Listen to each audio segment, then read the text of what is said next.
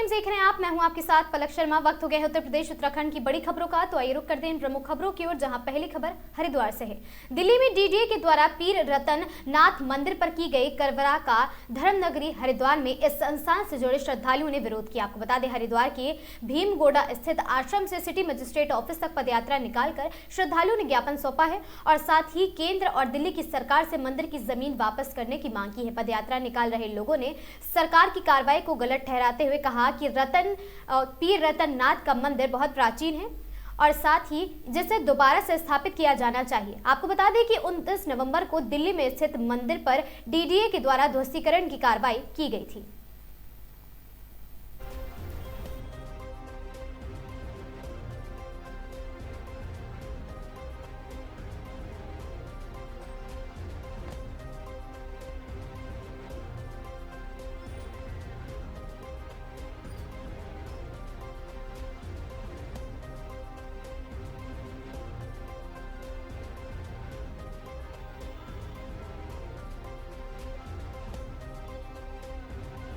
कि जो दिल्ली में झंडेवाला में पहाड़गंज में हमारी जो मंदिर को डीडीए एमसीडी तोड़ा गया है, उसकी ज़मीन जो वापस ली गई है उसको वापस लेने की मांग करते हैं। ये हमारी सरकार से मांग है। हमारी जो सरकार है वो सनातनी सरकार है, सनातन धर्म का मूल है। हमारी मोदी जी से, अमित शाह जी से, क्योंकि इतना से रेखा गुप्ता से अपील है कि हमारी ज़मीन। बिना मेहनत कम समय में अधिक रुपए कमाने की लालच में एक युवक ने नशीले पदार्थ का विक्रेता बन गया। लक्ष्मण झूला थाना पुलिस की गिरफ्त में आए युवक ने अपने मुंह से जुर्म कबूल किया है। आपको बता दें कि आज लक्ष्मण झूला थाना पुलिस ने चेकिंग के दौरान एक संदिग्ध युवक को तलाशी के लिए रोकने का प्रयास किया है। पुलिस को देखते ही संदिग्ध दिशा बदलकर भागने लगा। शक होने पर पुलिस ने संदिग्ध का पीछा किया और उसे कुछ दूरी पर जाकर रोक लिया और साथ ही तलाशी लेने पर संदिग्ध के कब्जे से 172 ग्राम चरस बरामद हुई है। इसीलिए पुलिस ने उसको गिरफ्तार कर लिया है। लक्ष्मण झूला थाने के वरिष्ठ उप निरीक्षक प्रकाश पोखरियाल ने बताया कि तस्कर की पहचान अमित कुमार निवासी जगजीतपुर हरिद्वार के रूप में हुई है। पूछताछ में अमित ने पुलिस को बताया कि वह बिना मेहनत कम समय में अधिक रुपए कमाने के लिए नशे का व्यापार करता है।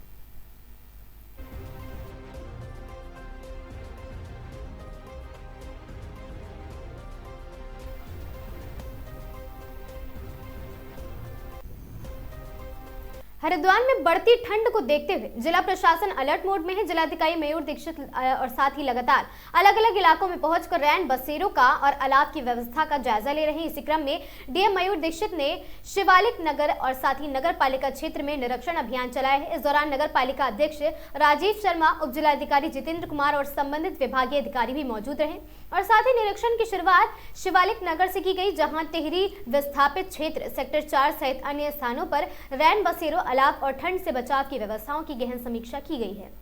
इनके बाद डीएम ने नगर पालिका कार्यालय पहुंचकर व्यवस्थाओं की स्थिति जानी। जिलाधिकारी मयूर दीक्षित ने कहा कि मुख्यमंत्री पुष्कर सिंह धामी के निर्देशों के तहत ठंड से बचाव की सभी तैयारियां सुनिश्चित की जा रही हैं। जरूरतमंद लोगों को गर्म कपड़े और कंबल वितरित किए जा रहे हैं। वहीं जैसे जैसे ठंड बढ़ेगी उसी अनुरूप अलाव की संख्या और रैन बसेरों की सुविधाएं भी बढ़ाई जाएंगी।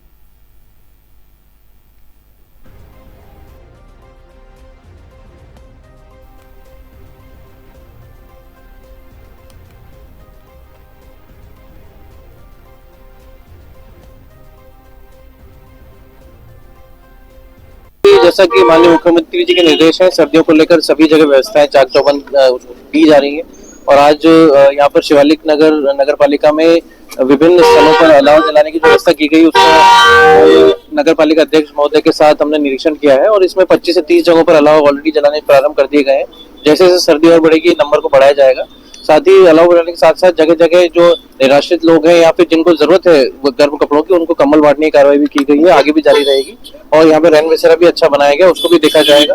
निश्चित तौर पे सभी का ये दायित्व है कि सर्दियों में एक दूसरे की सहायता करें, खासकर जो लोग रोड पर आसपास हैं या फिर जो लोग जिनके पास संसाधन की कमी है, उनकी सहायता करने के लिए जो नगर पालिका शिवालिक नगर ने काम किया है, निश्चित ही सराहनीय कार्य। रानी पोखरा से अगली खबर, जहां पुलिस ने महिला के साथ हुई झपटमारी की घटना का पर्दाफाश करते हुए 3 आरोपियों को गिरफ्तार कर लिया। पुलिस ने आरोपियों के कब्जे से लूटा गया मंगलसूत्र और घटना में इस्तेमाल की गई मोटरसाइकिल भी बरामद कर ली है। रानी पोखरा थाना प्रभारी विवेक और आपको बता दें कि विकेंद्र कुमार ने बताया कि बीते 16 दिसंबर को थाने और साथ ही निवासी मनोज सिंह ने थाना रानी पोखरा में तहरीर दी थी। उन्होंने बताया था कि दोपहर करीब 12 बजे उनकी माता सरोजनी देवी जंगल से घास काट कर लौट रही थी। इसी दौरान थानों रायपुर मार्ग पर एक अज्ञात व्यक्ति ने उनके गले से मंगलसूत्र झपटा और जंगल की ओर फरार हो गया। आज मुखबिर से मिली सूचना के आधार पर पुलिस टीम ने नागा घेर और जाखर नदी के पुल के पास घेराबंदी की है। पुलिस को देखकर मोटरसाइकिल सवार 3 युवकों ने भागने की कोशिश की है, लेकिन मुस्तैद पुलिस टीम ने उन्हें मौके पर ही दबोच लिया।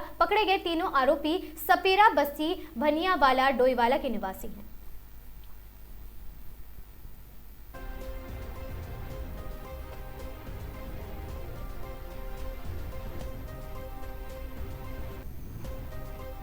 धर्मनगरी हरिद्वार में 29 नवंबर को दिल्ली डीडीए व एमसीडी द्वारा झंडेवालान स्थित प्राचीन पीर रतननाथ मंदिर परिसर में की गई बुलडोजर की कार्रवाई के विरोध में हरिद्वार में पीर रतननाथ मंदिर से जुड़े सनातियों ने हरे राम के संकीर्तन के साथ रोष मार्च निकालकर केंद्र और दिल्ली सरकार से मंदिर की जमीन अतिशीघ्र मंदिर को वापस देने की मांग की। आपको बता दें कि 29 नवंबर को दिल्ली झंडेवाले के पास प्राचीन पीर रतननाथ मंदिर पर डीडीए द्वारा मंदिर परिसर के तुलसी वाटिका लंगर हॉल को बुलडोजर से ध्वस्त कर दिया गया था, जिस कारण मंदिर की व्यवस्थाओं में दिक्कत आ रही है। इतना ही नहीं, 29 नवंबर को मंदिर की बिजली पानी की लाइन काट दी गई थी तथा सीवर लाइन को भी नुकसान पहुंचाया गया था, जिससे मंदिर अंधेरे में डूबा रहा। भगवान को नियमित भोग लगाने में परेशानी हुई। इतना ही नहीं, मंदिर में अलग से बिजली सप्लाई करने के लिए भी रखे गए जनरेटर को भी सड़क पर फेंक दिया गया, जिस कारण शाम को मंदिर की भगवान की आरतियां मोमबत्तियां जलाकर हुई थी और साथ ही साथ मंदिर में रोजाना दर्शन करने वाले श्रद्धालुओं को दर्शन करने से वंचित किया गया और इसका विरोध करने पर सैकड़ों लोगों को बस में भरकर लगभग 40 से 50 किलोमीटर दूर छोड़ा गया। और साथ ही इस कार्रवाई से करोड़ों सनातनियों की आस्था को ठेस पहुंची है। और साथ ही इसको रोष में शनिवार को हरिद्वार के भीमगोड़ा स्थित पीर रतननाथ मंदिर में सैकड़ों की संख्या में सनातनियों ने पोस्टर, बैनर और झंडे के साथ अपर रोड होते हुए सिटी मजिस्ट्रेट ऑफिस तक हरे राम के संकीर्तन के साथ रोष मार्च निकाला है, जिसमें देश के प्रधानमंत्री नरेंद्र मोदी, गृह मंत्री अमित शाह, यूपी के सीएम योगी आदित्यनाथ, दिल्ली की सीएम रेखा गुप्ता से अतिशीघ्र मंदिर की जमीन को वापस करने तथा मंदिर परिसर में लगाई गई टीन शेड को हटाने तथा परिसर में पुनः दीवार बनाने की अनुमति की मांग की है। आपको बता दें कि 1974 में डीडीए ने वैध रूप से 3803 गज जमीन 100 वर्ष की लीज पर पीर रतननाथ मंदिर दिल्ली समिति को दी थी, जिसमें अब सिर्फ 1400 गज जमीन मंदिर समिति के पास रह गई है और साथ ही 2400 गज जमीन पर दिल्ली डीडीए ने टीन लगाकर कब्जा कर लिया है। और साथ ही आपको बता दें कि इसके अलावा अफगानिस्तान के कंधार, जलालाबाद, चारबाग, गजनी और सिर्फ अफगानिस्तान ही नहीं, पाकिस्तान के पेशेवर से लेकर उत्तराखंड के हरिद्वार, उत्तरकाशी, किच्छा, देहरादून, यूपी के बरेली, सहारनपुर, लखनऊ, कानपुर, आगरा, पंजाब के लुधियाना, अमृतसर, राजपुर, चंडीगढ़, महाराष्ट्र के अहमदनगर, कोपरगांव और कई जगहों पर मंदिर स्थापित है, जहां नियमित रूप से रोजाना प्रातःकाल और शाम को पूजा की जाती है। इतना ही नहीं, बीते 16 वर्षों से अहमदनगर में अखंड ज्योत के साथ अखंड हरे राम का संकीर्तन निरंतर रूप से जारी है।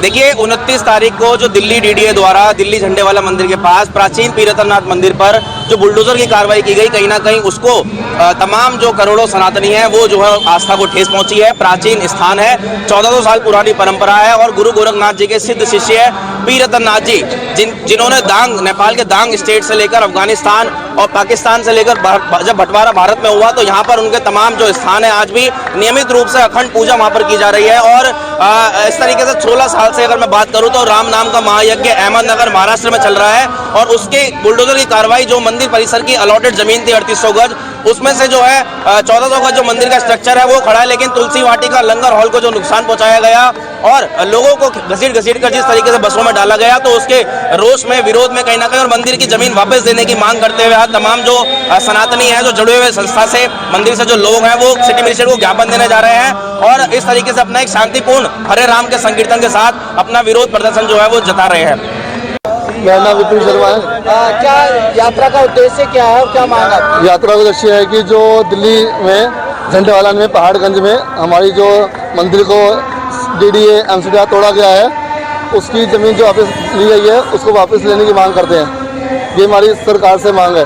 हमारी जो सरकार है वो सनातनी सरकार है, सनातन धर्म का मूल है। हमारी मोदी जी से, अमित शाह जी से, योगी आदित्यनाथ से, रेखा गुप्ता से अपील है कि हमारी ज़मीन हमें वापस दी जाए। हरिद्वार है इस पूरे मुद्दे को अभी संतोष कानपुर शहर में कई महीनों से सक्रिय था गांजा तस्करी का बड़ा खेल। पुलिस ने गांजा तस्करी के बड़े खेल का खुलासा किया है। पुलिस ने स्विफ्ट कार में एक युवक सहित पकड़ा भारी मात्रा में गांजा। साथ ही युवक मौके से फरार हो गया। युवक शहडोल मध्य प्रदेश से लगाकर कानपुर व आसपास के जनपद में करते थे सप्लाई। 74 किलो गांजा सहित युवक को पकड़कर भेजा गया जेल। साथ ही युवक की पुलिस कर रही तलाश और साथ ही गांजे की कीमत लगभग 30 लाख रुपए के करीब बताई जा रही।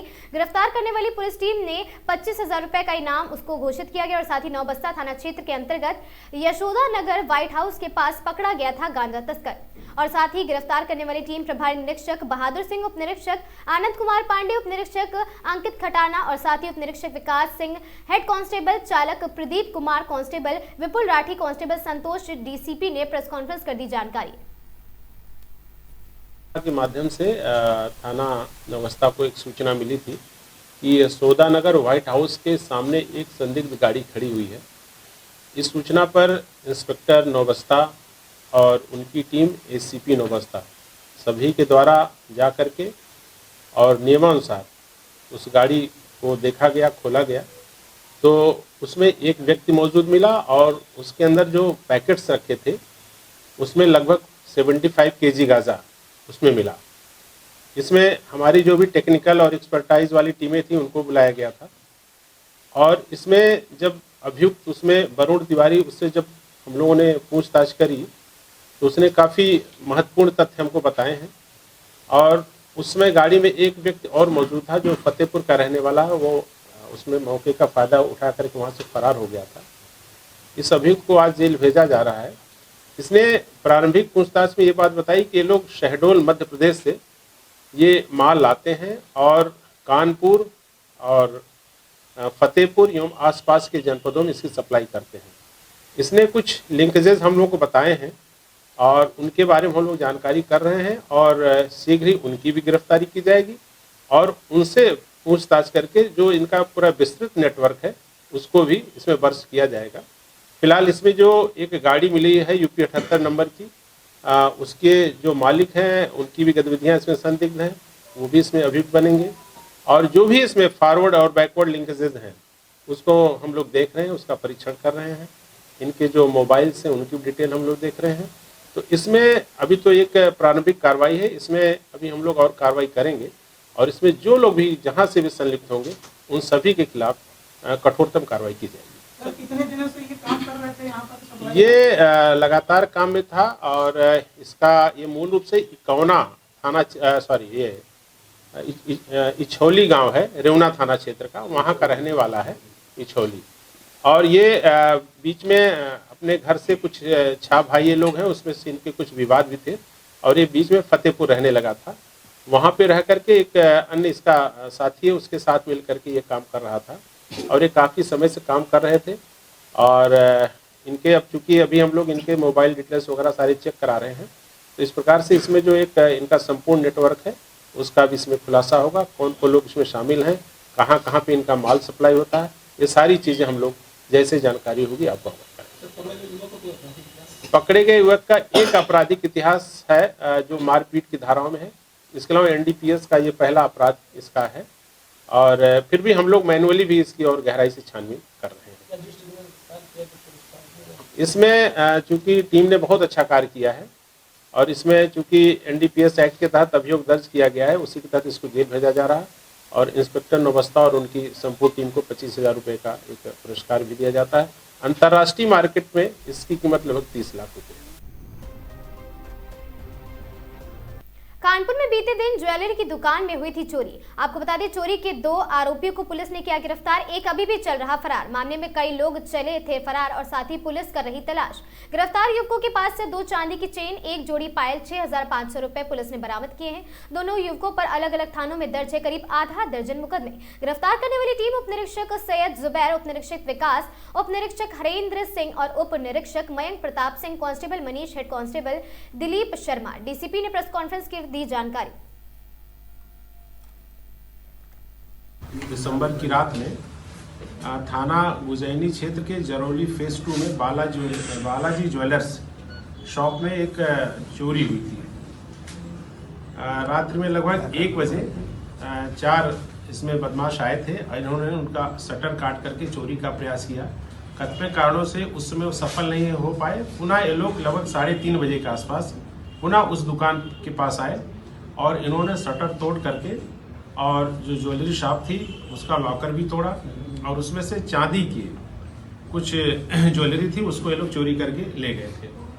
ये एक चैलेंज था गुजैनी पुलिस के सामने। इसमें हमारे एडीसीपी साहब, एसीपी नौबस्ता और जो गुजैनी की संपूर्ण टीम ने इसमें बहुत ही एक अच्छा प्रयास किया और जो भी सारे संसाधन होते हैं, जो भी हमारी टेक्नोलॉजी है उसका प्रयोग करते हुए इस केस को वर्कआउट किया है। इसमें 2 अभियुक्त करण और विशाल गुप्ता यहाँ पकड़े गए और चूंकि इसी गैंग ने लगभग 3-4 चोरियां चकेरी क्षेत्र में भी की थी, तो इसके 2 अभियुक्त चकेरी क्षेत्र में कल ही पकड़े गए थे जो कल वहां से जेल गए हैं और इसमें से लगभग 1 केजी चांदी चकेरी में मिली थी और वहां की टीम ने बरामद किया था। शेष माल आज गुजैनी की टीम ने बरामद किया है। तो ये पूरा एक शातिर चोरों का गैंग है। इसमें इसका जो गैंग का सरगना है गोपाल उर्फ टक्कल, जो पूर्व में किदवई नगर से पुलिस मुठभेड़ में जेल गया था और ये कुल 6 भाई हैं। इसमें सारे भाई इसके लगभग यही कार्य करते हैं। तो इसके अन्य भाई जो पकड़े गए वहाँ चकेरी में, अभी इसका एक जो शातिर सबसे है अजय उर्फ बंटा, इसका भाई है, वो अभी फरार चल रहा, उसकी हम लोग तलाश कर रहे हैं। इस प्रकार से इन्होंने हनुमान विहार की चोरी में, नौबस्ता की चोरी में और किदवई नगर की चोरियों में भी होना स्वीकार किया है।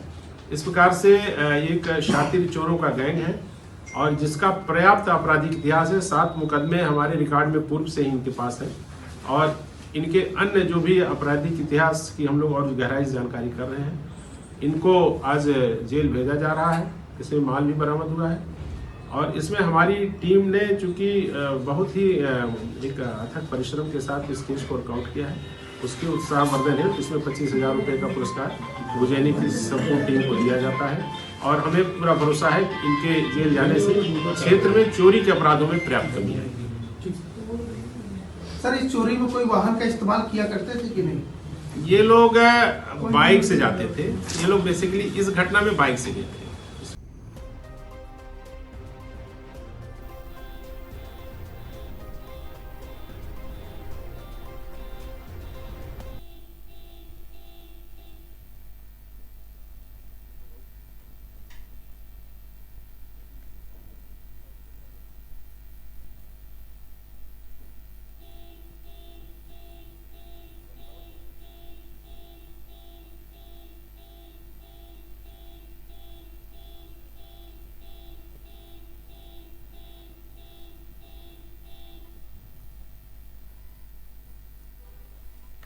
अगली खबर कानपुर नगर से है, जहां जिलाधिकारी जितेंद्र प्रताप सिंह एवं डीसीपी ट्रैफिक रविंद्र कुमार के नेतृत्व में गंगा बैराज चौराहे पर वाहनों को व्यापक चेकिंग अभियान चलाया गया। अभियान से संबंधित फोटो, वीडियो और साथ ही जिलाधिकारी की जानकारी उपलब्ध है। आपको बता दें कि खबर कानपुर नगर से है, जहां पर जिलाधिकारी जितेंद्र प्रताप एवं डीसीपी ट्रैफिक रविंद्र कुमार के नेतृत्व में गंगा बैराज चौराहे पर वाहनों को व्यापक चेकिंग अभियान चलाया गया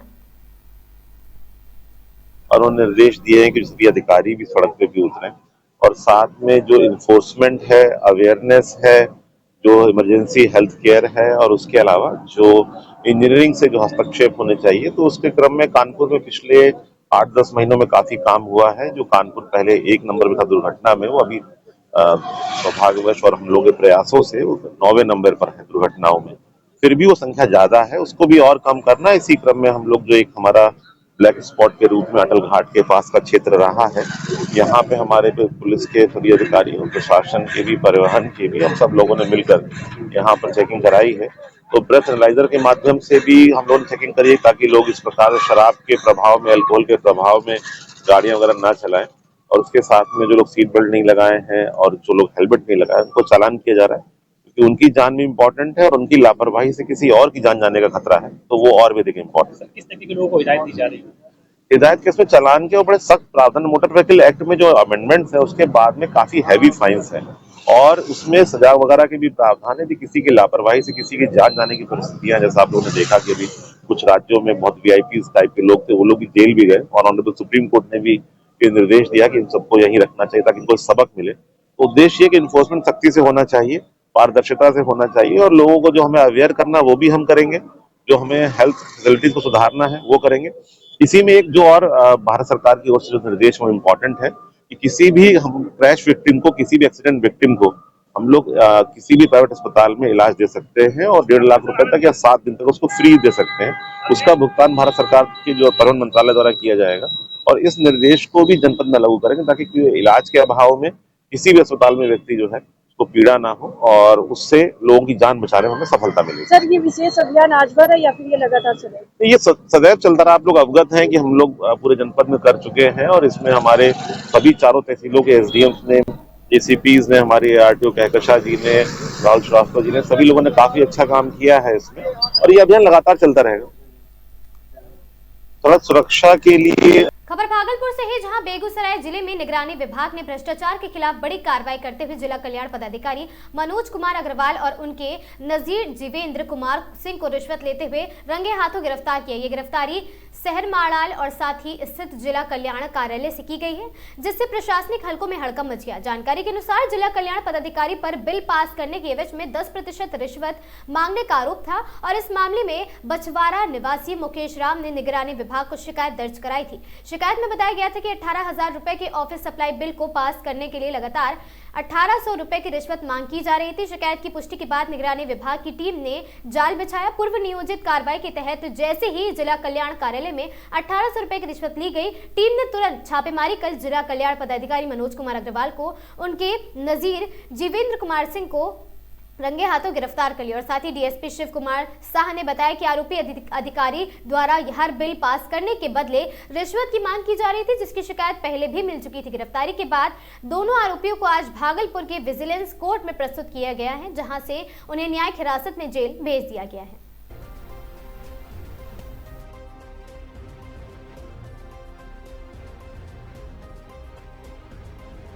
द्वारा की कार्रवाई बेगूसराय जिला में किया गया है। बेगूसराय जिला के जिला कल्याण पदाधिकारी एवं उनके नाजिर के द्वारा सप्लायर मुकेश राम से कमीशन के रूप में बिल भुगतान हेतु पैसा की मांग की जा रही थी 10% के हिसाब से। वही उनके द्वारा 10% की राशि कमीशन के रूप में ली जा रही थी रिश्वत के रूप में, जिसको लेते हुए जो है कल उनको अरेस्ट किया गया है। निगरानी थाना कांड संख्या 114/2025 के आलोक में उनका गिरफ्तारी किया गया। उनको गिरफ्तार किया गया। सर, नाम क्या है?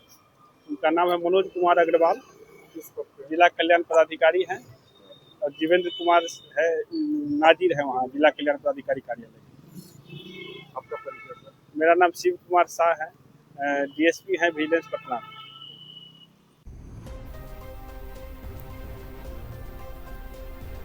भागलपुर समेत बिहार के 19 जिलों में शीतलहर का कहर देखने को मिला। शहर दर शहर विजिबिलिटी गिरती जा रही है। वहीं भागलपुर में जिला प्रशासन की तरफ से विशेष इंतजाम किए गए हैं और विभिन्न चौक चौराहों पर अलाव की व्यवस्था की गई है। आम राहगीरों से लेकर रिक्शा चालकों तक अलाव का मदद लेकर रात गुजारा कर रहे लोग। और साथ ही इधर जिला अधिकारी नवल किशोर चौधरी, सदर एसडीएम विकास कुमार, नगर आयुक्त शुभम कुमार सहित जिला प्रशासन की टीम ने भागलपुर स्टेशन पहुंचकर जरूरतमंदों के बीच कंबल वितरण किया है। और डीएम ने संबंधित अधिकारियों को निर्देश दिए हैं कि चौक चौराहों पर अलाव की व्यवस्था करें, और साथ ही स्कूल कॉलेज के भी समय में बदलाव कर दिए गए हैं।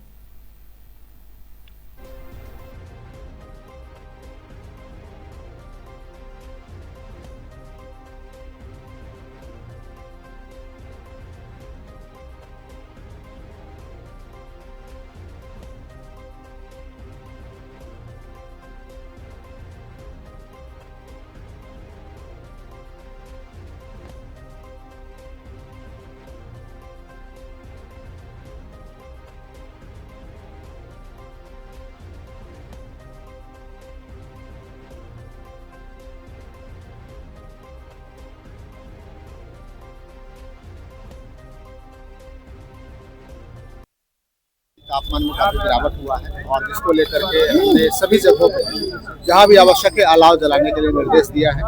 और आप नगर में देख रहे हैं अलाव भी जल रहा है। इसके साथ ही मैं, नगर आयुक्त, हमारे एसडीओ और हमारी पूरी टीम जो भी जरूरतमंद है, कहीं पे आसरा लिए हुए हैं, कहीं आश्रय लिए हुए हैं, उन सभी लोगों के लिए हम लोग कंबल वितरण भी कर रहे हैं, ताकि उनको ठंड प्रभावित नहीं कर सके और वो स्वस्थ रह सके और बेहतर रह सके। सर, विशेष क्या निर्देश दिया गया है? सर, विशेष निर्देश है कि हम लोग असेसमेंट भी करेंगे। इसके लिए टीम भी बनाई गई है कि कई आश्रय स्थल, हमारे आश्रय स्थल पे तो ऐसे लोगों का आवासन अभी नहीं है, कहीं छूटे हुए लोग कहीं किसी दुकान पे बैठे हुए हैं, कहीं स्टेशन पे पड़े हुए हैं, कहीं बस स्टैंड में पड़े हुए हैं, तो उनके लिए जो ऐसे छूट गए और ठंड में बाहर नहीं जा पा रहे हैं, उन लोगों के लिए भी हम लोगों ने ब्लैंकेट की व्यवस्था। स्कूल के समय में परिवर्तन किया गया है। हाँ, स्कूल के समय में 9 बजे से पहले और 4 बजे शाम के बाद कोई स्कूल अभी खास करके छोटे बच्चों के लिए, पहली से 8वीं क्लास के बच्चों के लिए संचालित नहीं होगा। और ठंड की स्थिति को आगे देखते हुए फिर हम लोग उसको टाइमिंग में आवश्यकता अनुसार और भी परिवर्तन। कंबल आपकी तरफ से सर सैकड़ों लोग, जरूरतमंद लोग? बिल्कुल, कंबल सरकार की तरफ से है और सरकार की राशि से ये वितरित किया जाता है। अपील भी है सर, सैकड़ों जरूरतमंद लोगों के बीच आपके द्वारा अभी कंबल वितरण किया गया है। और जो समय चल रहा है, भीषण शीतलहर चल रही है, तो लोगों को काफी राहत मिली है। बिल्कुल, आप देख रहे हैं अभी रात के लगभग 10 बजने वाले हैं और हमारी पूरी टीम मुस्तैद है और लोगों को, जो सही लोग हैं उन्हीं को हम पहचान रहे हैं। और आप देख रहे हैं कि जो रिक्शा चालक है उनके रिक्शा के पास जाकर के हम कंबल दे रहे हैं। जो गरीब है, लगता है कि वाकई ये ऐसे हैं, तो उनको वहाँ उनके पास जाके हम लोग ब्लैंकेट दे रहे हैं, हमारी टीम दे रही है, ताकि सही लाभार्थी की भी हम लोग पहचान कर सकें। हाँ, आम लोगों से मैं ये अपील करूंगा कि आज और भागलपुर में कड़ाके की ठंड और शीतलहर के बीच बच्चों की सेहत को लेकर सतर्कता बेहद जरूरी है। भागलपुर के प्रसिद्ध शिशु रोग विशेषज्ञ डॉक्टर अजय कुमार सिंह ने बताया कि अभिभावकों को विशेष सलाह देते हुए कहा कि ठंड से बच्चों को हर साल में बचाना चाहिए और साथ ही उन्होंने कहा कि छोटे बच्चे ठंड के प्रभाव को ज्यादा नहीं झेल पाते, इसलिए सर्दी, खांसी, जुकाम, बुखार और निमोनिया जैसी बीमारियों का खतरा बढ़ जाता है। डॉक्टर सिंह ने सलाह दी है कि बच्चों को हमेशा मौसम के अनुसार गर्म कपड़े पहनाएं, सुबह और देर शाम बच्चों को बाहर ले जाने से बचें और खासकर घने कोहरे और तेज ठंडी हवा के समय नवजात शिशुओं को टोपी, मोजे और दस्ताने जरूर पहनाएं ताकि शरीर की गर्मी बनी रहे। उन्होंने यह भी कहा कि बच्चों को गुनगुना पानी पिलाएं और ठंडी चीजों से परहेज कराएं। ठंड है, बल्कि शीतलहरी चलने लगा है और इस बीच काफी ठंड का असर खास करके बच्चों में और बूढ़ों में होने का संभावना रहता है। तो आप देख रहे हैं कि डॉक्टर का भी गेटअप बदला हुआ है। तो आप सबों से निवेदन है कि सभी लोग ठंड से बचाव का जो तरीका है सभी जानते हैं, लेकिन आप उसको अमल में लाइए। और इसमें खास करके है कि आप उचित रूप से कपड़ा पहनाएं, बच्चे को टोपी पहनाएं। बच्चे यूजुअली टोपी फेंक देते हैं, निकाल के फेंक देते हैं, तो नीचे जिस तरह से ये बद्दी है इस तरह का उसमें रहना चाहिए कि बच्चे फेंक नहीं पाएँ। और यही नहीं कि बाहर निकलने में ही टोपी की ज़रूरत है, घर के अंदर भी ठंड है तो घर के अंदर भी टोपी, हाथ में दस्ताना या पैर में मोजा, ये सब रहना चाहिए। बाहर आप कोशिश करिए कि तापमान बढ़े मौसम का, तभी आप निकलें। और मोटरसाइकिल तो एकदम से अवॉइड करें, कोशिश करें कि बच्चे को आप जो सामने बैठा के आप चलते हैं तेज़ हवा में, वो बहुत ही नुकसानदायी हो सकता है, तो उससे बचें। और यहाँ तक कि मास्क का भी प्रयोग कर सकते हैं कि उसको मुंह के द्वारा, सांस के द्वारा ठंड कम से कम जाए। तो और बच्चे सोते समय कपड़ा फेंक देते हुए सभी जानते होंगे कि बच्चा फेंक देता है, तो उसमें विशेष सावधानी रखें। रात में आप देखते रहें बच्चे को। रूम हीटर आप यूज कर सकते हैं, आग से जलने का कुछ प्रावधान नहीं हो, बना इस तरह का कोई एक्सीडेंट नहीं हो जाए, इन सारी बातों को देखते हुए। और बुजुर्गों का भी ख्याल रखें, क्योंकि बुजुर्गों को इस ठंड में बहुत ज़्यादा ये खास करके सेरिब्रल स्ट्रोक होने का चांस रहता है। ब्रेन में स्ट्रोक, ब्रेन हेमरेज से लेके कई चीज़ें हो सकता है, तो काइंडली इस बातों पर ध्यान दें। अगर किसी बच्चे को ठंड लग जाती है सर, तो उसकी क्या पहचान है, किस तरह से हम समझ सकते हैं? ठंड का पहचान तो एक तो सिहरन हो सकता है, बच्चों में सिहरन, कपकपी हो सकता है, और दूसरा होता है कि वो मैंने कि वायरल इन्फेक्शन का चांस रहता है, निमोनिया का चांस रहता है, पाखा मारने लगेगा, कहरने लगेगा, तो आप समझें कि इसको छाती में खास करके कोई इन्फेक्शन हो गया ठंड के प्रभाव से। तो ये सब है उसका लक्षण। भागलपुर में लगातार बढ़ती ठंड और घने कोहरे ने आम जनजीवन के साथ साथ रेल यातायात को भी बुरी तरह प्रभावित कर दिया है। कोहरे के कारण ट्रेनों की रफ्तार धीमी हो गई है, जिसका सीधा असर लंबी दूरी तय करने वाली ट्रेनों पर पड़ रहा है। खासकर दूसरे राज्यों से भागलपुर आने वाली लगभग सभी प्रमुख ट्रेनें अपने निर्धारित समय से कई घंटे की देरी से पहुंच रही हैं। जानकारी के मुताबिक भटिंडा, बालूघाट और फरक्का एक्सप्रेस करीब 6 घंटे की देरी से भागलपुर पहुंच रही है। वहीं दिल्ली से आने वाली विक्रमशिला एक्सप्रेस और साथ ही गरीब रथ एक्सप्रेस भी लगभग 6 घंटे विलंब से भागलपुर पहुंचने की संभावना जताई जा रही है। ट्रेन की लेट लतीफी के चलते यात्रियों की परेशानी लगातार बढ़ रही है। ठंड और कोहरे के बीच स्टेशन पर यात्रियों को घंटों इंतजार करना पड़ा और कई यात्रियों ने बताया कि समय पर सूचना नहीं मिलने से उनकी दिक्कतें और भी बढ़ गई हैं।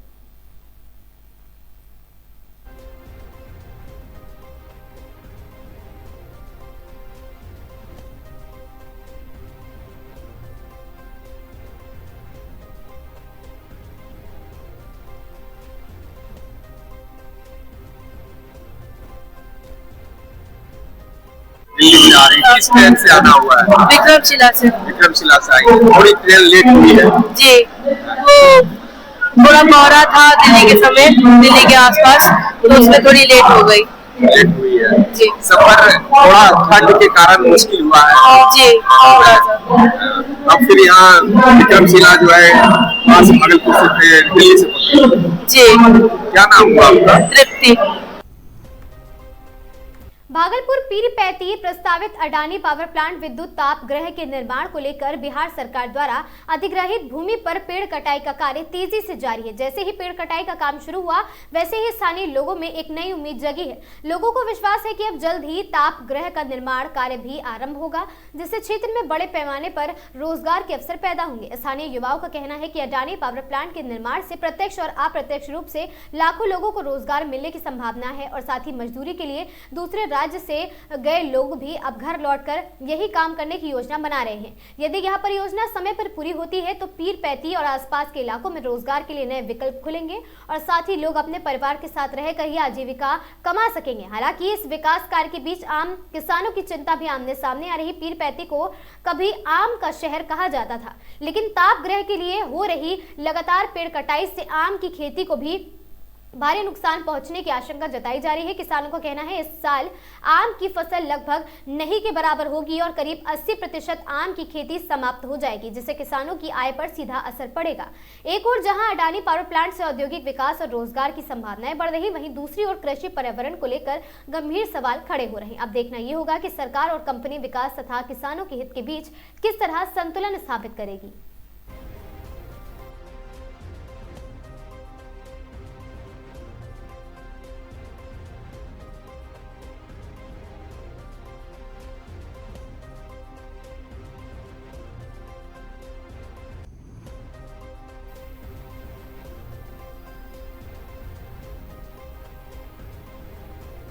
तिलका मांझी भागलपुर विश्वविद्यालय के सत्र 2023 से 2027 सेमेस्टर 4 के मूल्यांकन कार्य में लगे शिक्षकों ने आज प्रभारी कुलपति प्रोफेसर बिमलेंदु शेखर झा पर गंभीर आरोप लगाए हैं। आपको बता दें, साथ ही मारवाड़ी कॉलेज में चल रहे मूल्यांकन कार्य को शिक्षकों ने बहिष्कार कर दिया है। शिक्षकों ने बताया कि कुलपति मूल्यांकन कार्य का निरीक्षण करने पहुंचे थे। इसी दौरान सीनेट सदस्य यह एलिफेटेड और साथ ही एफिलिएटेड कॉलेज शिक्षक संघ के अध्यक्ष डॉक्टर आनंद मिश्रा प्रभारी कुलपति प्रोफेसर बिमलेंदु शेखर झा का बकाया राशि भुगतान को लेकर आग्रह कर रहे थे, लेकिन कुलपति भड़क गए और डॉक्टर आनंद मिश्रा को तत्काल मूल्यांकन कार्य से डिबार करने का निर्देश रजिस्ट्रार प्रोफेसर रामाशीष पूत को दे दिया है। वहीं आनंद मिश्रा को मूल्यांकन कार्य से हटाने की बात सुनते ही डॉक्टर परवेज अख्तर एवं अन्य शिक्षकों ने मूल्यांकन कार्य बंद कर दिया और साथ ही मारवाड़ी कॉलेज की महिला प्रभाग से बाहर निकल गए। शिक्षकों ने चेतावनी दी है कि अगर प्रभारी कुलपति प्रोफेसर विमलेंदु शेखर झा ने अपनी गलती पर माफी नहीं मांगी तो वे लोग बड़ा आंदोलन करेंगे। इधर पूरे मामले पर जब कुलपति से उनका पक्ष लेने का प्रयास किया गया तो TMBU के प्रशासनिक भवन स्थित उनका चैम्बर खाली था और जब मोबाइल पर संपर्क किया गया तो उन्होंने कॉल रिसीव नहीं की।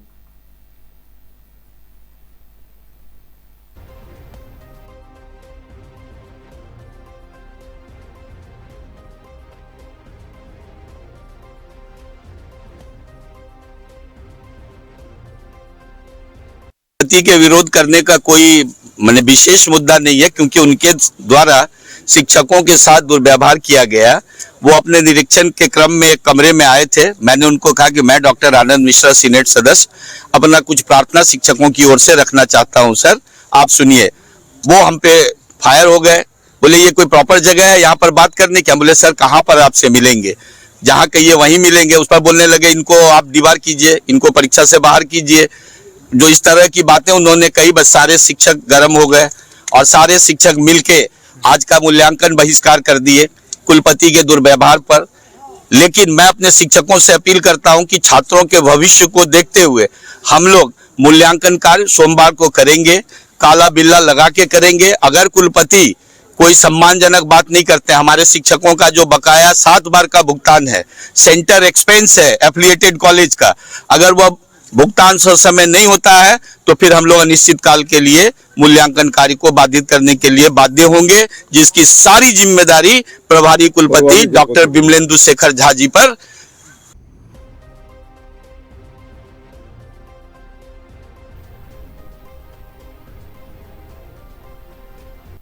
भागलपुर राष्ट्रीय मानवाधिकार एवं आरटीआई जागरूकता संगठन भारत के बिहार प्रदेश अध्यक्ष श्री जितेंद्र कुमार की अध्यक्षता में जिले के एक निजी होटल में आगामी कार्य योजना को लेकर एक बैठक आयोजित की गई। कार्यक्रम का संयोजन संगठन के युवा प्रकोष्ठ जिला अध्यक्ष श्री आनंद कश्यप ने किया और बैठक में बतौर विशिष्ट अतिथि के रूप में मीडिया प्रकोष्ठ राष्ट्रीय सचिव श्री विभूति सिंह और साथ ही युवा प्रकोष्ठ राष्ट्रीय उपाध्यक्ष श्री धीरज कुमार ने शिरकत किया है। वहीं मुख्य अतिथि के रूप में बिहार प्रदेश अध्यक्ष श्री जितेंद्र कुमार, रोजगार प्रकोष्ठ प्रदेश अध्यक्ष श्री विकास कुमार और महिला प्रकोष्ठ प्रदेश अध्यक्ष कुमारी अर्चना ने अपनी महती भूमिका अदा की। सर्वप्रथम विशिष्ट अतिथि और साथ ही मुख्य अतिथियों का स्वागत बुके और आपको बता दें अंग वस्त्र देकर किया गया। तदुपरांत संबोधन के साथ साथ आगामी कार्य योजना पर विशेष परिचर्चा की गई और मौके पर संगठन के सैकड़ों पदाधिकारी वहां पर उपस्थित रहे।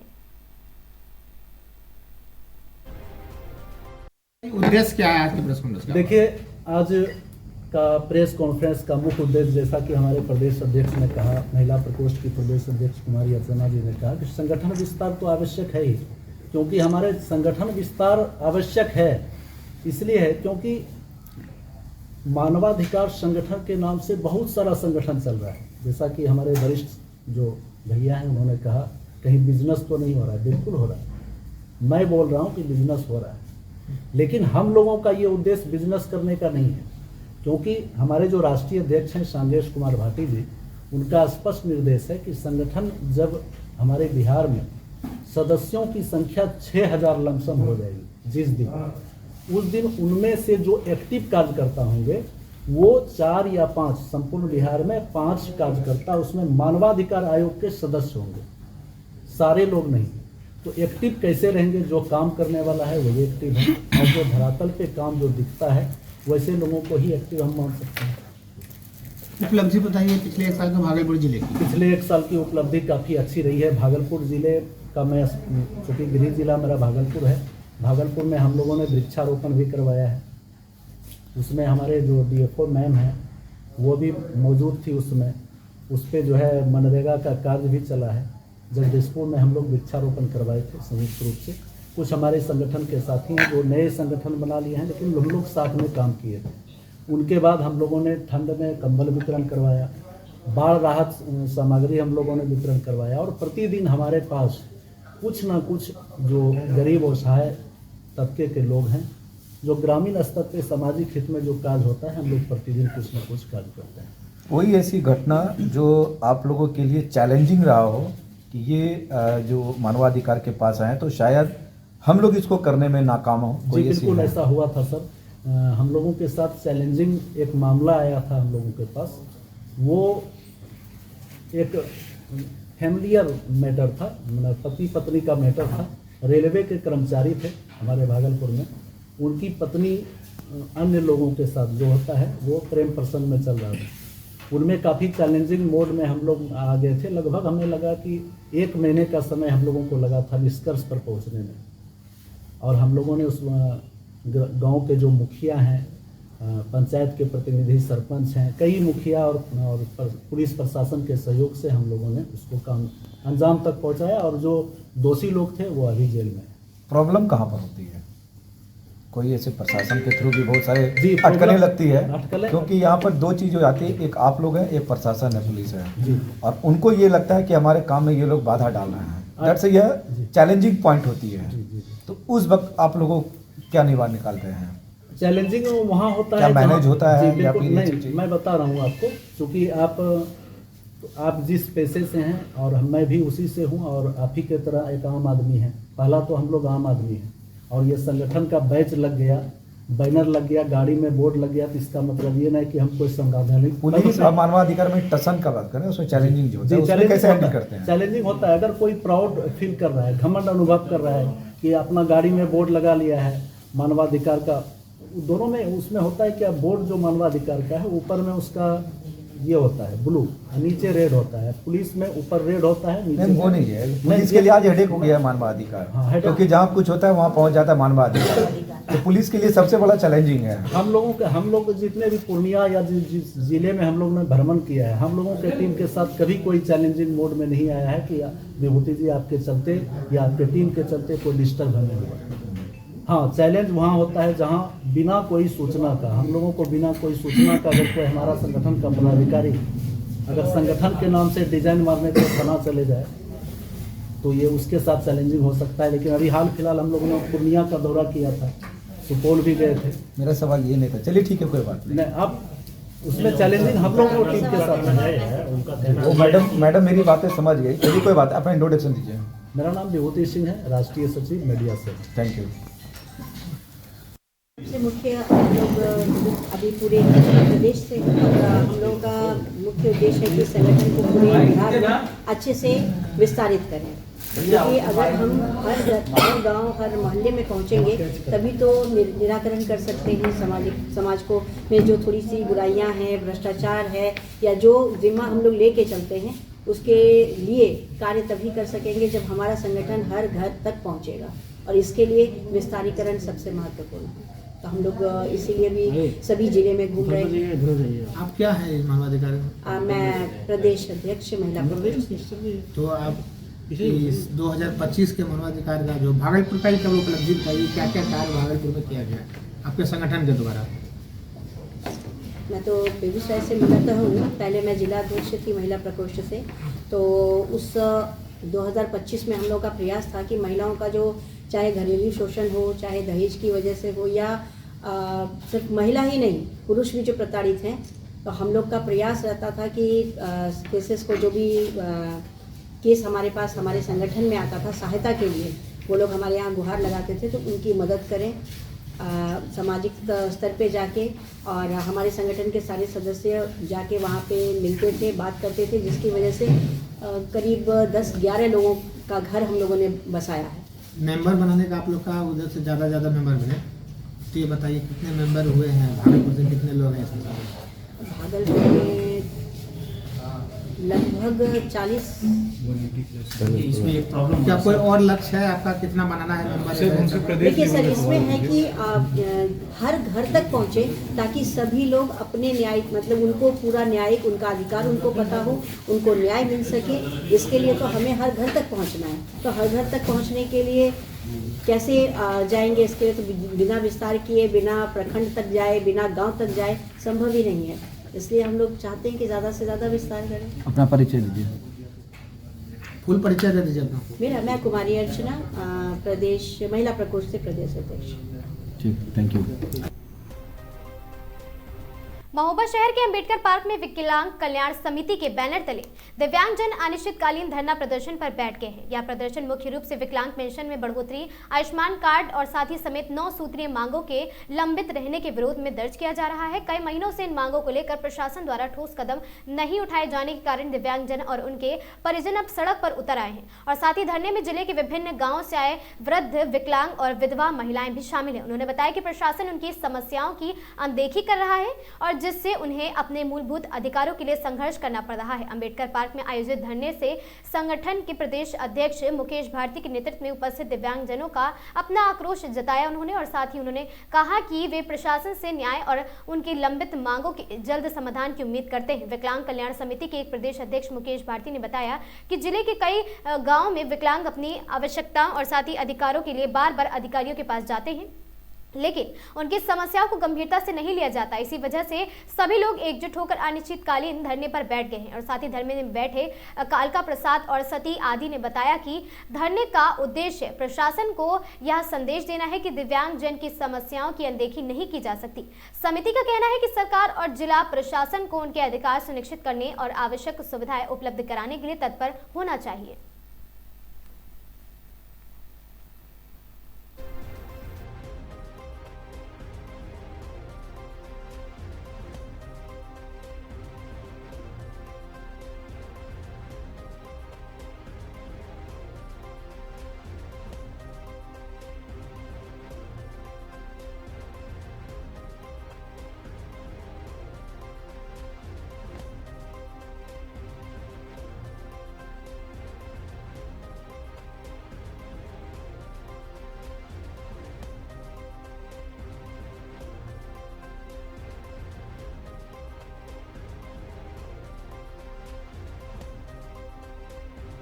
मांगे हैं आपने? हमारी 1 साल से बराबर मांगे 27 सूत्री मांगे हैं।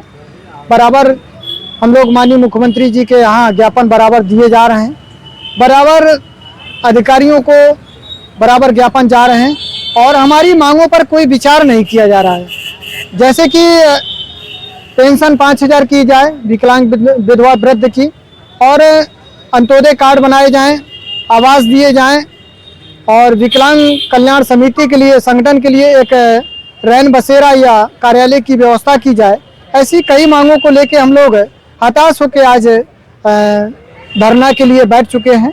अब ये अनिश्चितकालीन धरना है और बराबर चलेगा जब तक हमारा निर्णय माननीय मुख्यमंत्री जी के यहाँ से आ नहीं जाता।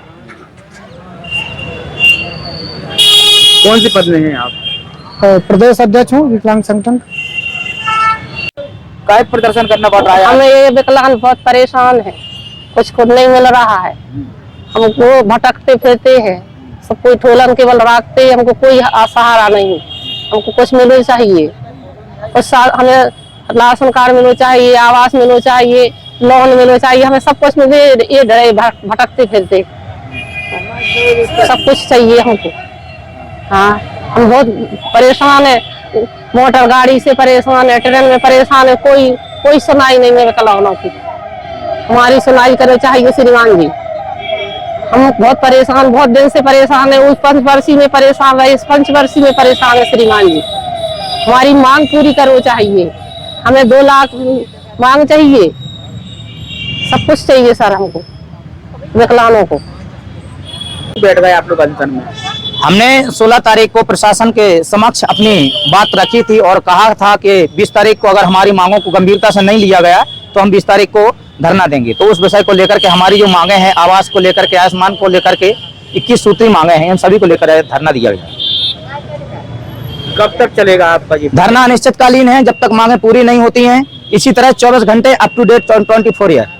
भैया आप अधिकारियों को भी सुना चुके हैं, सभी जिले के अधिकारी सुना चुके हैं, अधिकारी सुनने के बाद काम था, मंदिर को भी सुनाए थे मुख्य मांगे, फिर भी आपकी सुनवाई नहीं हो गई। यही तो हमें एक दुख की बात है कि शासन प्रशासन इतना उदासीन क्यों है, क्यों विकलांग और विधवाओं को लेकर इतना उदासीन है कि उनकी पेंशनों को डिले पे डिले होता जा रहा है। आवासों की कोई सुनवाई नहीं हो रहा, आयुष्मान से लेकर के, राशन कार्ड से लेकर के, यहाँ तक कि लेखपाल मुख्य सेविका के लिए भी हम लोगों ने मांगे दी हैं। सरकार हर स्तर पे विकलांगों को एकदम क्रॉस करते जा रही है, तो क्यों इतना उदासीन ना हो शासन, इसलिए लेकर के हमने धरने पर आए हुए हैं।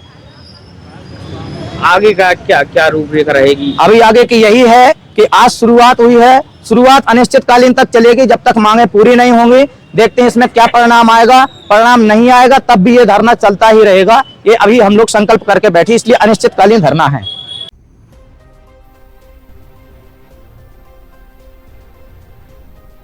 तहसील सवाईशपुर में शनिवार को संपूर्ण समाधान दिवस की अध्यक्षता करते हुए जिलाधिकारी अनुनय झा ने कहा कि सरकार की जन कल्याणकारी योजना आयुष्मान कार्ड, राशन कार्ड और सुमंगला योजना, बाल विकास सेवा योजना एवं पेंशन आदि योजनाओं से पात्र व्यक्तियों को संबंधित विभाग के अधिकारी लाभान्वित कराए। और उन्होंने नगर निकाय के ईओ को निर्देश दिए कि भीषण ठंड के दृष्टिगत रखते हुए नगर के मुख्य चौराहों, बस स्टैंड और साथ ही रैन बसेरों, अस्पताल एवं भीड़ भाड़ वाले स्थानों के आसपास प्रमुखता से अलाव जलाए जाए ताकि आने वाले सहित और साथ ही आम जनमानस को राहत मिले और खंड विकास अधिकारी आवश्यकता अनुसार ग्राम पंचायतों एवं ग्रामों में अलाव जलाने की व्यवस्था सुनिश्चित करें। संपूर्ण समाधान दिवस में भूमि विवाद शिकायतों के संबंध में जिलाधिकारी ने राजस्व के कानून को एवं लेखपाल को निर्देश दिए कि प्राप्त शिकायतों का निस्तारण गाँव में जाकर ग्राम प्रधान सचिव, अन्य गणमान्य व्यक्तियों एवं स्वयं की उपस्थिति में दोनों पक्षों की सहमति अनुसार निष्पक्षित करें और साथ ही सरकारी एवं गरीबों की भूमि पर अवैध कब्जों की शिकायत पर नाराजगी व्यक्त करते हुए जिलाधिकारी ने राजस्व विभाग के अधिकारियों को निर्देश दिए कि भूमि पर अवैध कब्जों के प्रकरण को गंभीरता से लेते हुए संबंधित थाने की पुलिस के सहयोग से समस्त सरकारी एवं गरीबों की भूमि कब्जा मुक्त कराएं और कब्जा करने वालों पर कड़ी कार्रवाई कराएं।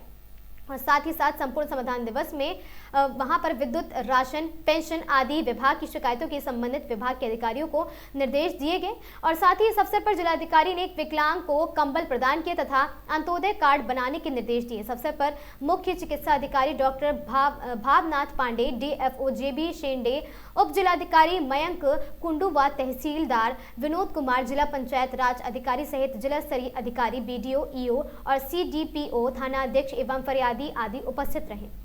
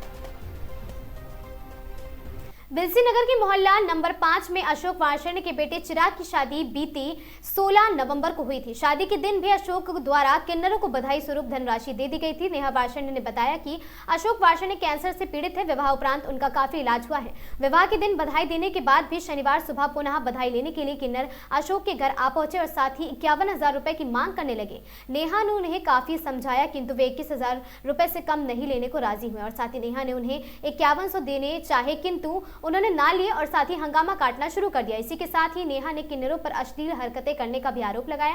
हंगामा सुनकर काफी भीड़ एकत्रित हो गई और अशोक के परिजनों ने पुलिस को कॉल कर दी।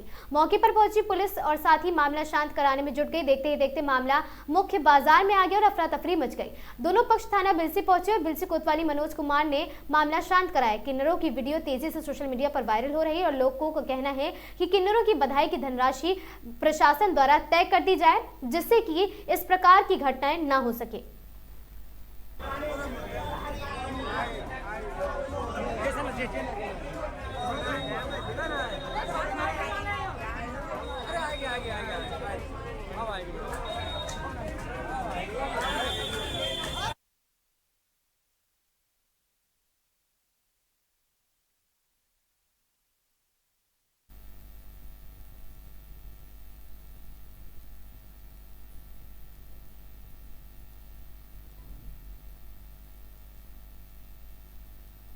ये किन्नर। अच्छा, क्या हुआ था फिर? तो उसके आए तो बोले बधाई दो बधाई दो। मैंने कही शांत हो जाओ। किस बात की बधाई मांग रहे थे? शादी की मांग रहे थे। अच्छा, फिर तो मैंने कही इनकी बहुत तबीयत खराब है, अभी दिखा के आए हैं, बहुत पैसा खर्च हो गया है। हाँ। और फिर जो आ ही जाते हैं जिनों को ये अड़ोसी पड़ोसी, अब वो ही आ गए सब। वो दोनों बचा बीमारी क्या है उन्हें? कैंसर हो गया है और वो भी 3rd स्टेज पे है इनको। कितने रुपए मांग रहे थे आपसे? 21,000 मांग रहे थे, पहले उन्होंने 21,000 बोला था। आपने क्या बोला? अब हमने कही जो ये सामर्थ्य है हम वो दे रहे हैं। फिर क्या करने लगे बोलो? तो वो उनके पीछे पीछे भाग गए ना, जो धुन मचा रहे लड़के अच्छा भाग के बहुत गंदी गाली कोई बदतमीजी गाली और कुर्ता फाड़ दे, नंगी हो गए और ऊपर कुर्ता कर लिया, बुरी तरह से कर रहे हैं यहाँ पे।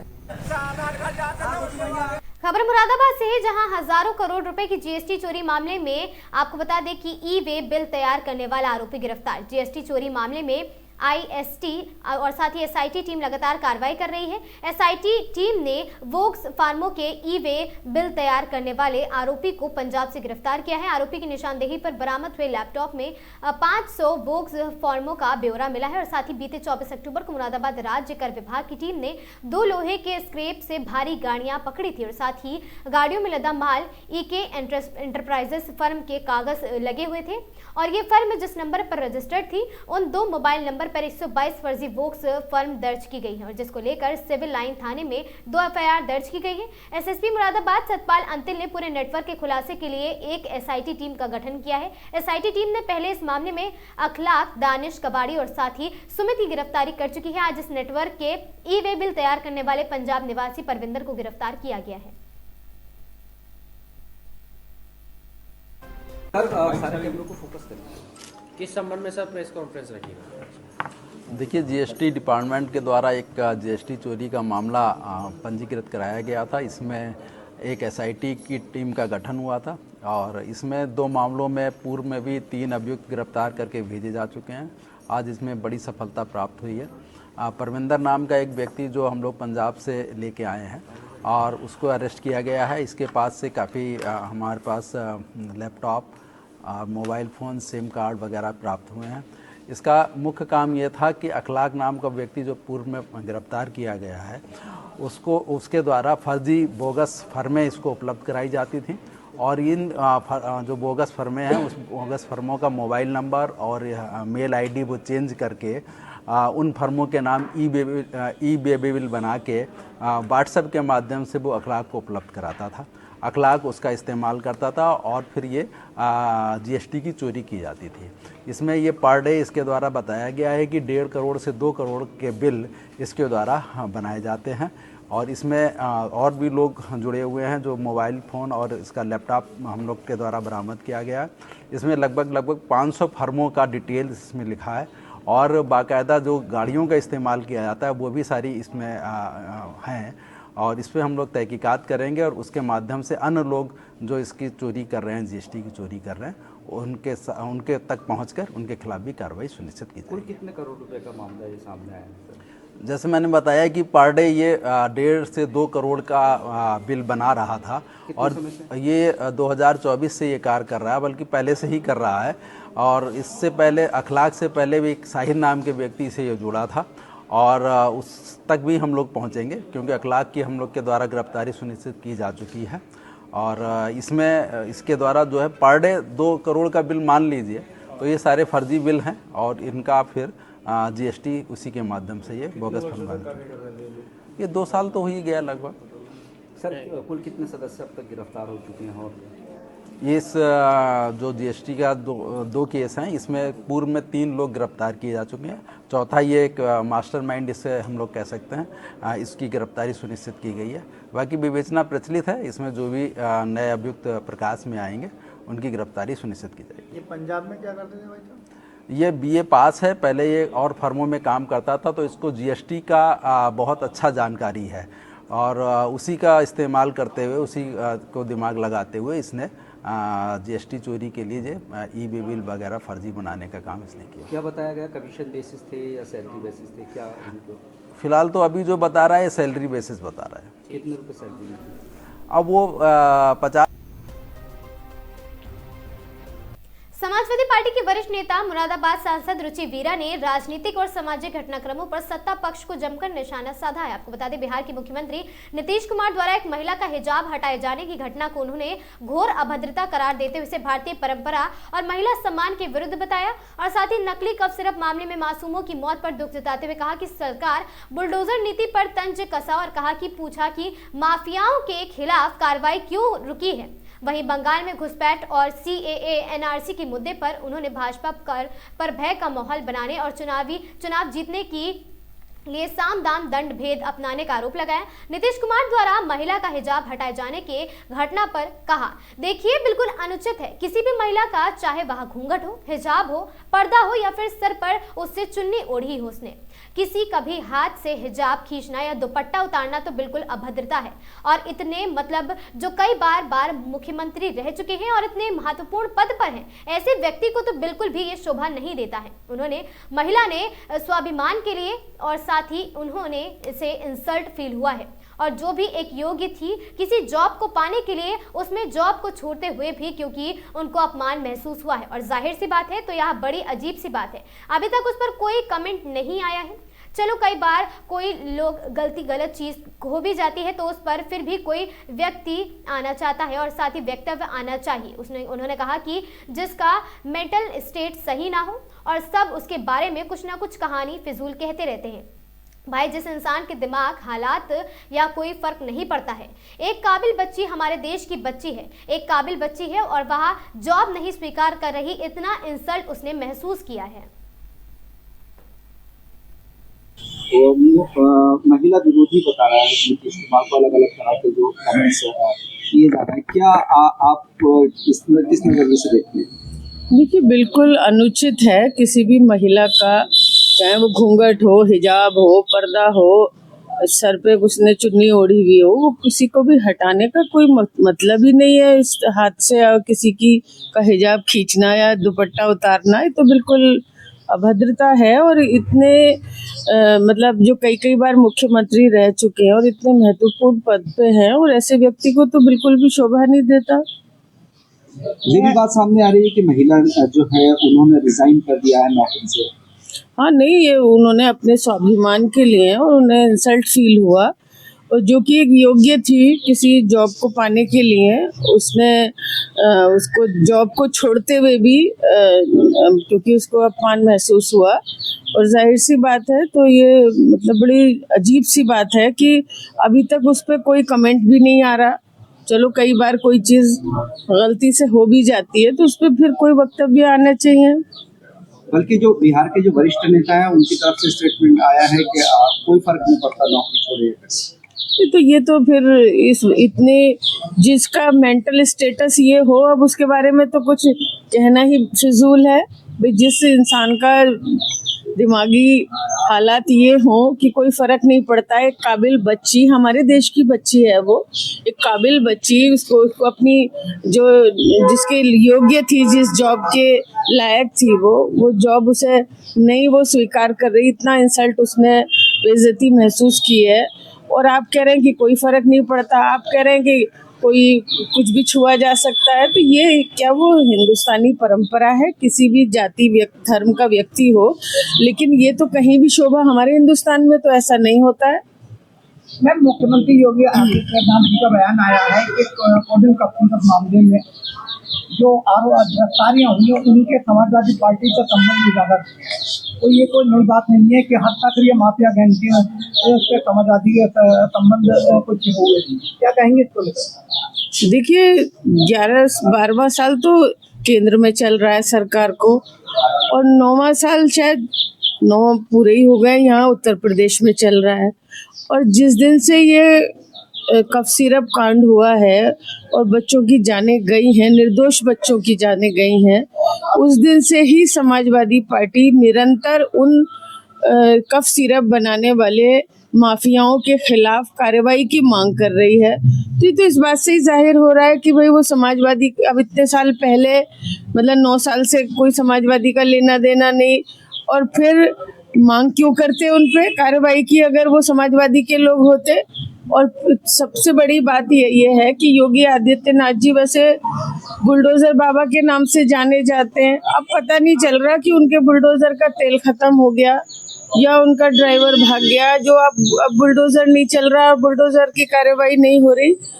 दोषी होता है जिसने इतने निर्दोष बच्चों की जानें ली हैं, जिस कफ सिरप ने, उन लोगों को छोड़ने का कोई मतलब नहीं है। हम मांग करते हैं, हमारे राष्ट्रीय अध्यक्ष बराबर मांग कर रहे हैं कि उन पर सख्त से सख्त कार्रवाई होनी चाहिए। प्रधानमंत्री जी ने कहा है कि बंगाल में घुसपैठियों को टीएमसी का समर्थन प्राप्त है और बंगाल को जंगलराज से मुक्त होना होगा, क्या कहेंगे? देखिए, ये तो जो घुसपैठियों की बात कर रहे हैं, ये तो एक डराने के लिए, एक भय का माहौल बनाने के लिए, एक नफरत पैदा करने के लिए इस तरह की चीजें उन्हीं। वो तो उत्तर प्रदेश में भी डिटेंशन सेंटर बना रहे हैं, यहाँ कौन सा टीएमसी का संरक्षण प्राप्त है? यहाँ तो भाजपा की सरकार है, यहाँ डिटेंशन सेंटर की क्या जरूरत आ गई?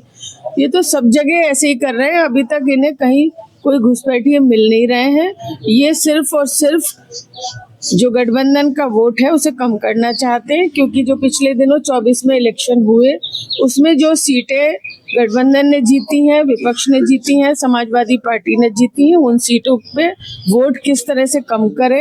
इनका तो ऐसा है कि साम दाम दंड भेद कोई सी नीति अपनाई जाए और चुनाव जीता जाए, चाहे वो ईवीएम से जीता जाए, वोट काट के जीता जाए, सीए एनआरसी करके जीता जाए, एसआईआर करके जीता जाए।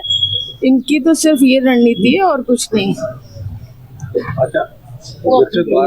खबर हरदोई से है, जहां हरदोई के शाहबाद थाने से एक युवती ने साहसी रील बनाई है जो सोशल मीडिया पर वायरल हो रही। जी हां, स्कॉर्पियो गाड़ी के बोनट पर चढ़कर युवती ने बैकग्राउंड में देहलू तू हमके फसा 100 नंबर बुला के गाना चलाया है। यह वीडियो थाने के ठीक सामने रिकॉर्ड किया गया, जिससे स्थानीय लोगों में चर्चा का विषय बन गया है।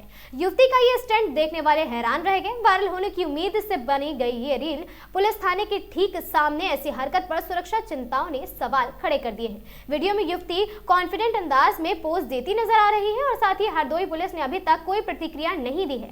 सोशल मीडिया पर यूजर्स इसे ट्रेंडिंग बता रहे हैं, लेकिन सुरक्षा पर बहस छिड़ गई है। क्या यह रील सिर्फ मनोरंजन की है या फिर लापरवाही की?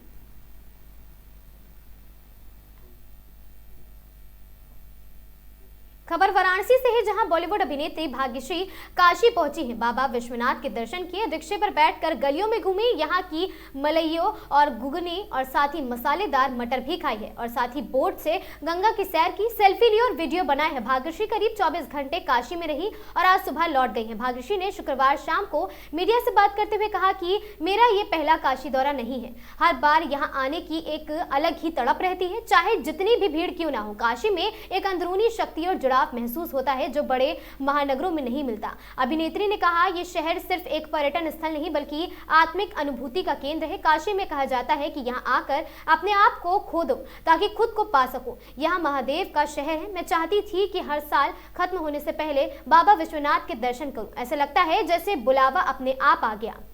और साथ ही बॉलीवुड अभिनेत्री भाग्यश्री ने कहा कि आज हमने गंगा आरती देखी है, जो यहाँ आकर सुकून मिलता है वो दुनिया में कहीं नहीं है और आप भी नहीं पा सकते हैं। गंगा आरती आज हम लोगों ने देखी और वाकई यह कैसा माहौल बन जाता है और जहाँ पर मैं सोचती हूँ सिर्फ अपने देश के नहीं परदेश से भी लोगों का यहाँ आना चाहिए, उन्हें देखना चाहिए कि यहाँ पर क्या हो सकता है। मैं बहुत ही बढ़िया अनुभव रहा और साथ ही हम चाहेंगे कि यहाँ बार बार हम आए और साथ ही गंगा आरती के वक्त यहाँ से अगले साल देव दीपावली बच्चों के साथ आएंगे और पूरे परिवार के साथ देखने आएंगे। कि भाग्यश्री ने कहा कि बनारस काशी बोल या वाराणसी बोलो, सबसे प्राचीन शहर तो यही है, महादेव का शहर, सारे आर्टिस्ट का शहर, चाहे जितने भी बड़े बड़े कलाकार सभी लोग यहाँ आते हैं, काशी में आते हैं। और साथ ही हमारा काशी से काफ़ी लोग यहाँ पर गए और साथ ही गंगा शिव निधि के द्वारा भाग्यश्री को मोमेंटो देकर सम्मानित भी किया गया है। और साथ ही उन्होंने लिखा, अद्भुत काशी, दिव्य काशी, भव्य काशी। आपको बता दें कि सम्मानित किया उसके बाद उन्होंने ऑटोग्राफ के जरिए काशी के बारे में 2 शब्द लिखने और जिसमें लिखने को कहा गया तो उन्होंने लिखा कि अद्भुत काशी, दिव्य काशी, भव्य काशी। वाराणसी के दशाश्वमेध घाट पर गंगा सेवा निधि द्वारा होने वाले विश्व प्रसिद्ध मां गंगा आरती में आज बॉलीवुड अभिनेत्री भाग्यश्री पहुंची और दशाश्वमेध देख मां गंगा की आरती हुई और मंत्रमुग्ध 30 मिनट तक दशाश्वमेध घाट पर ही मौजूद रही।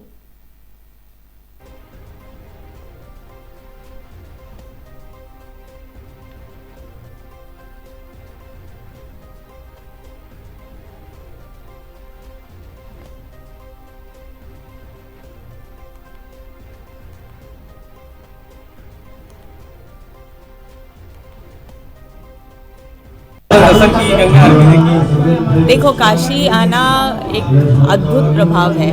तो यहाँ पर आके एक जो सुकून मिलता है वो और कहीं भी दुनिया में नहीं पा सकते।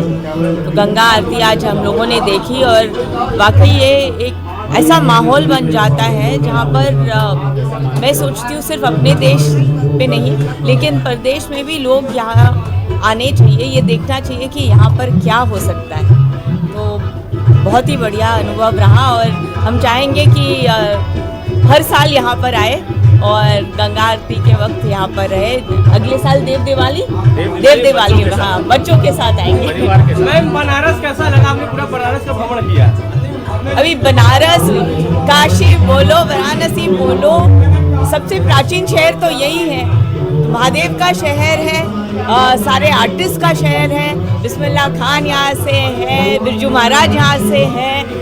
सारे आर्टिस्ट जितने बड़े बड़े कलाकार हैं, चाहे वो पेंटर्स हो, डांसर्स हो, म्यूजिक है, तो हम तो आर्टिस्ट हैं। तो यहाँ पे तो आना ही है और काशी से जुड़ना ही है। तो काशी से आपका लगाव हो गई है? बिल्कुल, ये देखिए काशी हम साथ में लेके घूम रहे हैं। खबर मिर्जापुर से है, जहां पिछले 2 दिनों से घना कोहरा छाया हुआ है और हवा के साथ गलन भी बढ़ गई है। लोगों का जनजीवन अस्त व्यस्त हो गया है। लोगों को कहना है कि आवश्यक कार्य होने पर ही घरों से बाहर निकल रहे हैं, नहीं तो अलाव का सहारा लेकर बैठे हैं, दिन काट रहे हैं। कुछ किसानों का कहना है कि गेहूं की बुआई हो गई है, उसमें पानी भर रहे, ठंडी बेतहाशा है। और साथ ही युवाओं का कहना है कि बाइक से जा रहे हैं, ठंडी पड़ रही है, काम है तो जाना ही पड़ेगा, लेकिन जैकेट और टोपी लगाए हैं। हम लोगों ने भी कहेंगे कि गर्म कपड़े पहनकर ही सड़क पर निकले, ठंड बहुत ज्यादा है। आप देख सकते हैं सड़क पर गाड़ियां धीमी गति से चल रही हैं। अक्सर कोहरे में अधिक दुर्घटना होती है और इसीलिए वाहनों को धीमी गति से चलाना चाहिए, लाइट जलाकर। वहीं लोगों का कहना है कि अलाव की भी व्यवस्था सड़क किनारे जगह जगह चट्टी चौराहे पर होनी चाहिए, जिससे वाहन से जा रहे राहगीर अलाव ताप सके। और साथ ही गाँव-गाँव में अलाव की व्यवस्था होनी चाहिए, जिससे लोगों को राहत मिल सके। इस समय हाड़ कपा देने वाली ठंड हो रही है और यही नहीं, सरकार द्वारा कंबल का वितरण भी होना चाहिए, जिससे गरीब परिवार जाड़े का सहारा बन सके। आप तस्वीरों में देख सकते हैं सड़क पर गाड़ियां धीमी गति से चल रही हैं और साथ ही लोग लाइट का प्रयोग कर रहे हैं। थोड़ी देर हो जाए लेकिन कोहरा में गाड़ी कभी तेज ना चलाने का प्रयास करें, जिससे दुर्घटनाएं हो रही हैं। और साथ ही जिलाधिकारी चुनाव राजेश कुमार वर्मा का कहना है कि नगर पालिका चुनाव और नगर पालिका अरौरा में जगह जगह अलाव की व्यवस्था की गई है और रैन बसेरों की भी व्यवस्था की गई है। जो बाहर से राहगीर आ रहे हैं, पूरी व्यवस्था की गई है। कंबल वितरण भी किया जा रहा है और गाँव से लेकर चट्टी चौराहे पर भी अलाव जलाए जा रहे हैं, कंबल भी वितरित किए जा रहे हैं। प्रशासन पूरी तरह से तैयार है। यही नहीं, नगर पालिका अध्यक्ष चुनार मंसूर अहमद का कहना है कि नगर पालिका में अलाव जगह जगह जलाए जा रहे हैं और 20 यात्रियों को रुकने की भी व्यवस्था, पानी से लेकर अलाव के रजाई गद्दे के साथ नगर पालिका पूरी तरह मुस्तैद है।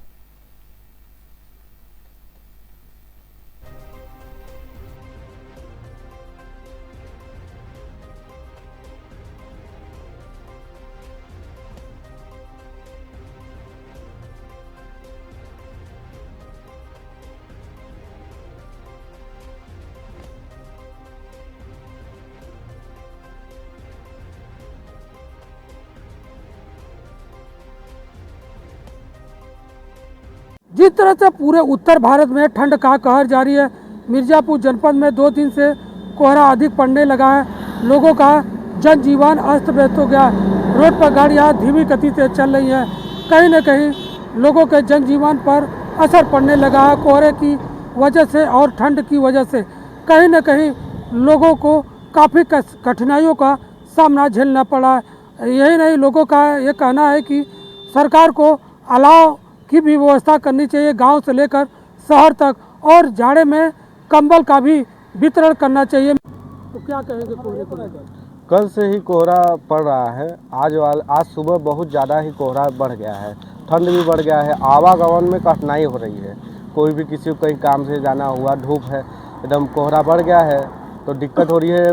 50 मीटर के आगे दिख ही नहीं रहा है, इससे लोगों को समस्या हो रही है। किसानों को खेती में जाने के लिए समस्या हो रही है, जो ऑफिशियल वर्क करते हैं उनको ऑफिस जाने के लिए दिक्कत हो रही है, और स्कूल जाने के लिए बच्चों को दिक्कत हो रही है। क्या कहेंगे कोहरे को लेकर? कैसे आप लोग आ जा रहे हैं बाइक से, क्या कहेंगे? देखिए, ये इस साल का ये पहला कोहरा है जो कि बहुत ज़्यादा, इतना अत्यधिक ज़्यादा हो गया है कि लोगों को चलने में काफ़ी दिक्कत हो रही है। एकदम चींटी की चाल गाड़ी चली है, 5, 10, 15 की स्पीड से गाड़ी चल पा रही है, सामने बिल्कुल नहीं दिख पा रहा है। ऐसा कहिए कि आपको 50 मीटर के ही आगे बिल्कुल दिख नहीं पा रहा है, इतना ज़्यादा कुहासा एकदम है। लाइट चला कर डीपर चला के चलना पड़ रहा है, काफ़ी ठंड लग रही है, बहुत दिक्कत हो रही है। ऐसे में क्या कहेंगे, जिस तरह से कोहरा बढ़ता जा रहा है, कैसे आप लोग काम धाम कर रहे हैं, कैसे निकल रहे हैं? देखिए मजबूरियां हैं तो चलना ही पड़ेगा, बच्चे हैं, स्कूल है तो छोड़ना है, बाकी बिजनेस है, ऑफिस है, तो अब ठंड है लेकिन मजबूरियां तो जाना ही पड़ेगा। क्या सावधानी बरतनी चाहिए कोहरे में? देखिए कुहासा में अब यही है कि भाई गाड़ी को अपने हिसाब से चल रही है और बहुत तेज़ नहीं चलना चाहिए, अच्छे से ऊनी कपड़े को पहन के, अगर बाइक से तो हेलमेट, मफलर ये सब का प्रयोग, सालों जो भी है, पैर में शूज जूता जो भी है अच्छे से पहन के चलना चाहिए, लाइट डीपर ये सब प्रयोग करना चाहिए। सामने गाड़ी आ रही है उसका कम से कम ध्यान रखिए कि एक्सीडेंट ना हो। 2 दिन से लगातार हो रहा है, क्या कहेंगे कोहरे को लेकर? 2 दिन से कोहरा, आज दूसरा दिन है कोहरे का। अब बहुत समस्याएं अब उत्पन्न होती जा रही हैं, जैसे सड़क पे चलने में बहुत बड़ी समस्या है, बच्चों को समस्याएं होंगी, स्कूल नहीं जा पाएंगे, गवर्नमेंट को अलाव की व्यवस्था करनी है। हम लोग को सबसे बड़ी समस्या है रोड पे चलना। रोड पे एक्सीडेंट की घटनाएं बढ़ती जा रही हैं। अब कोहरा जो कि 2 दिन से बढ़ रहा है, इसी तरह से कोहरा बढ़ते जाएगा और एक्सीडेंट बहुत ज़्यादा बढ़ जाएंगे। लोगों को, हम लोग को बहुत सोच समझ के चलना होगा। इस तरह से कोहरे तेजी से बढ़ रही है, कोहरा बढ़ा, तो किसानों को क्या प्रभाव पड़ेगा? किसानों को गेहूं की फसल तो हो जाएगी, लेकिन तो आलू की फसल में बहुत बड़ा समस्या है, छिड़काव करना होगा। ठंडी बढ़ गई तो क्या कहेंगे आप किसान हैं? हम तो यही चाहेंगे कि सरकार सभी जगह अलाव जलवाए, गरीबों को कंबल दे और ठंड से बचने का इंतज़ाम कराए, उनको राशन पानी अच्छी तरह से मुहैया कराए, सुख सुविधा जिससे हमारी बरकरार रहे। आप लोग किसान हैं तो ठंडी में कैसे जा रहे हैं काम करने के लिए? क्या करें, मजबूरी है। हम तो अपने आप में खुद परेशान रहते हैं कि अगर हम खेतों में काम नहीं करेंगे तो क्या खाएंगे और समस्त जीव प्राणियों को क्या खिलाएंगे। ये सब हमारी मजबूरी है, इसलिए हम ठंड में निकलते हैं। और जी अभी नगर पालिका अरोरा में 15 जगहों पे, लगभग 15 जगहों पे, नगर पालिका चुनार में लगभग 25 जगहों पे, और हमारे गांव के मुख्य चौराहे या अन्य जो बाज़ार टाइप के स्थान हैं उन पे अलाव की व्यवस्था की गई है। और चुनार नगर पालिका और अरोरा नगर पालिका में रैन बसेरा भी बनाया गया है, जहां पर कोई भी निःशुल्क वहां रात रुक सकता है। वहां पर अलाव की व्यवस्था और रात रुकने के लिए बिस्तर की व्यवस्था है। इसके साथ साथ हमें आपदा विभाग से कंबल प्राप्त हुए हैं, उनका वितरण जल्दी ही चिन्हित कराया जा रहा है और मतलब वहाँ पर गांव के जो पात्र व्यक्ति हैं उनको करवाया जाएगा। जाड़े से निपटने के लिए क्या पूरी तरह से तैयारी प्रशासन द्वारा अलर्ट की गई है? शीतलहर से और कड़ाके की ठंड से निपटने के लिए पूरा प्रशासन एक मुस्तैद है। और इसमें जो भी हमने हॉस्पिटल जो हमारे CHC और PHC हैं उनको भी अलर्ट किया हुआ है कि इस तरह से जो संबंधित दवाइयाँ हैं वो भी आ जाएं, और अलाव और कंबल वितरण और रैन बसेरा, इन तीनों को लेके हम लोग तैयार हैं। मिर्जापुर से आगाज टाइम के लिए न्यूज रिपोर्टर राम कुमार सिंह। शाहजहांपुर के तिलहट क्षेत्र से बड़ी खबर, जहां दिल्ली लखनऊ, आपको बता दें दिल्ली लखनऊ हाईवे किनारे स्थित होटल द ब्रदर इन में युवकों ने जमकर उत्पात मचाया। मामूली विवाद के बाद होटल में मारपीट और तोड़फोड़ की गई है। पुलिस ने मौके से 3 आरोपियों को हिरासत में लिया है। ये मामला तिलहट क्षेत्र के नगरिया मोड़ का है, जहां पुलिस चौकी से चंद कदमों की दूरी पर शुक्रवार रात करीब 11 बजे एक होटल में हंगामा हो गया। शाहजहांपुर से आए युवक होटल में खाना खाने पहुंचे थे। खाने के बाद वापस जाते समय उनकी कार से होटल की कुर्सी टूट गई और साथ ही कुर्सी टूटने पर हुए विवाद ने देखते ही देखते हिंसक रूप ले लिया।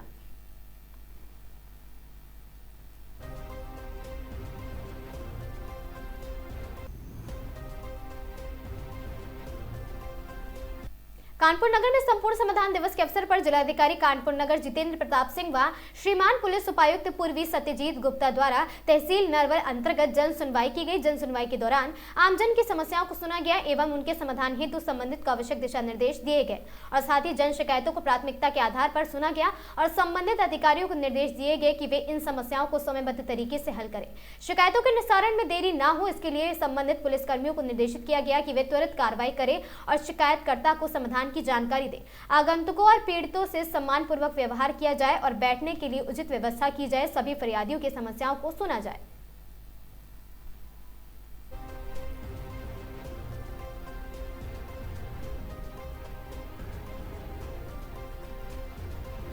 लूट के वांछित 3 अभियुक्त 24 घंटे में गिरफ्तार। लूटा गया सामान बरामद। थाना रेल बाजार पुलिस व क्राइम ब्रांच की संयुक्त टीम ने टाटमिल राजा देवी मार्ग पर हुई लूट का 24 घंटे में सफल अनावरण करते हुए 3 वांछित अभियुक्तों को गिरफ्तार किया। ऑपरेशन त्रिनेत्र में कैमरों की मदद से गिरफ्तार की गई और साथ ही अभियुक्तों के कब्जे से मोबाइल, लैपटॉप, डेल और साथ ही पैन और साथ ही टैबलेट प्रिंटर बरामद किया है। सराहनीय कार्रवाई हुई है। मुख्य पुलिस टीम में उप निरीक्षक मंगल सिंह, उप निरीक्षक कैलाश राय, उप निरीक्षक श्री सैयद खामिद सज्जाद, उप निरीक्षक श्री मनेंद्र कुमार और सर्विलांस टीम में उप निरीक्षक सुरदीप सिंह डागर, उप निरीक्षक विकास कुमार त्यागी, सर्विलांस टीम पूर्वी रोज और साथ ही रेल बाजार टीम उप निरीक्षक आतर सिंह चौकी प्रभारी, रेल बाजार उप निरीक्षक राजमोहन मिश्रा, चौकी प्रभारी सुजातगंज अनुराग सिहोरी, ज्ञानेंद्र सिंह और संयुक्त टीम की त्वरित कार्रवाई और साथ ही प्रभावी कार्रवाई में 24 घंटे में लूट का सफल खुलासा, जनता में सुरक्षा का भरोसा दिया गया।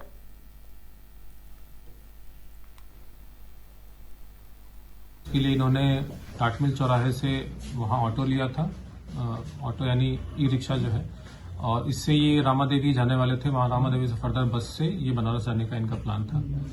जो ई रिक्शा इन्होंने लिया उस पर एक चालक था और पहले से ही 2 लोग उसमें पीछे बैठे हुए थे। ये तीसरे व्यक्ति ये पीछे बैठे। जो ई रिक्शा वाला था, इनके द्वारा बताया गया कि साहब ये जो सीओडी पुल है, सीओडी पुल के ऊपर से न ले जाने के बजाय इसने सीओडी पुल के नीचे ले गया। वहां पुल के नीचे इसने ऑटो लगाया, इनके साथ मारपिटाई की, धमकी दिया, चाकू लगाया और उसके इनके पास जो भी सामान था, इनका मोबाइल फोन, इनका लैपटॉप, इनका एक्सपेन जिससे ये ऑनलाइन क्लासेस के लिए वीडियोस बनाते हैं, इनके पर्स में 500 रुपए थे, इनका आधार कार्ड, इनका पैन कार्ड, जितने भी इनके पास सामग्री थी सब इनके साथ लूट कर लिया गया। और उसके बाद डरा धमका के वहीं जो सिगुड़ी पुल है उसके नीचे छोड़ के वहां से ये लोग चले गए। इन्होंने जो इसकी सूचना 18 तारीख को थाना रेल बाजार पे दी। तत्काल सूचना का संज्ञान लेकर मुकदमा पंजीकृत किया गया और विद इन 24 आवर्स जो इसमें अपराधी शामिल थे, जिनके नाम है रिंकू यादव, अमित कुमार पासवान और निहाल प्रजापति, इन तीनों को पुलिस ने पकड़ लिया। जो घटना में जो भी सामान लूट की गई थी पूरी 100% उसकी बरामदगी हो गई। घटना में जो शामिल ई रिक्शा था वो ई रिक्शा भी पुलिस ने बरामद कर लिया है और जो आज तीनों अभियुक्त पकड़े गए हैं इनको माननीय न्यायालय के समक्ष प्रस्तुत किया जा रहा है। मेरी तरफ से पूरी टीम को 2500 रुपए का इनाम भी दिया गया है। इनका आपराधिक इतिहास जो अभी जानकारी मिला है, अमित पासवान के ऊपर एक मारपीट का मुकदमा है, बाकी अभी और कोई मुकदमे के संबंध में जानकारी। घने कोहरे और शीतलहर के चलते हरिद्वार में भी कड़ाके की सर्दी पड़ रही है। शनिवार को भी हरिद्वार में धूप नदारत है और कोहरा बरस रहा है, जिसके चलते लोग घरों में दुबकने को मजबूर है और बाहर निकल रहे लोग भी अलाव का सहारा ले रहे हैं। हर की पौड़ी के आसपास बाहर से पहुंचने वाले लोगों के लिए प्रशासन और नगर निगम की ओर से अलाव की व्यवस्था की जा रही है। डीएम के निर्देश के बाद नगर निगम के कई स्थानों पर लकड़ियों की व्यवस्था कर दी गई है, जिससे लोग अलाव जलाकर सर्दी से बच रहे हैं। नगर आयुक्त का कहना है कि ऐसे कुल 20 स्थान चिन्हित किए गए हैं जहां पर नगर निगम की ओर से अलाव की व्यवस्था की जाएगी।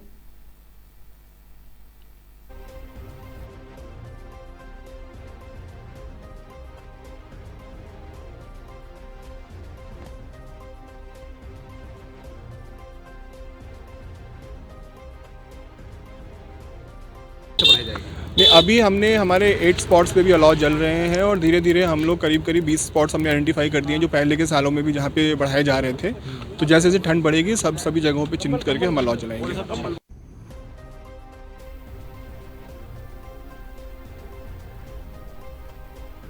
उत्तराखंड के मुख्यमंत्री पुष्कर सिंह धामी ने हरिद्वार पहुंचते ही राज्य की औद्योगिक और कृषि आधारित अर्थव्यवस्थाओं को नई गति देने का स्पष्ट संदेश दिया है।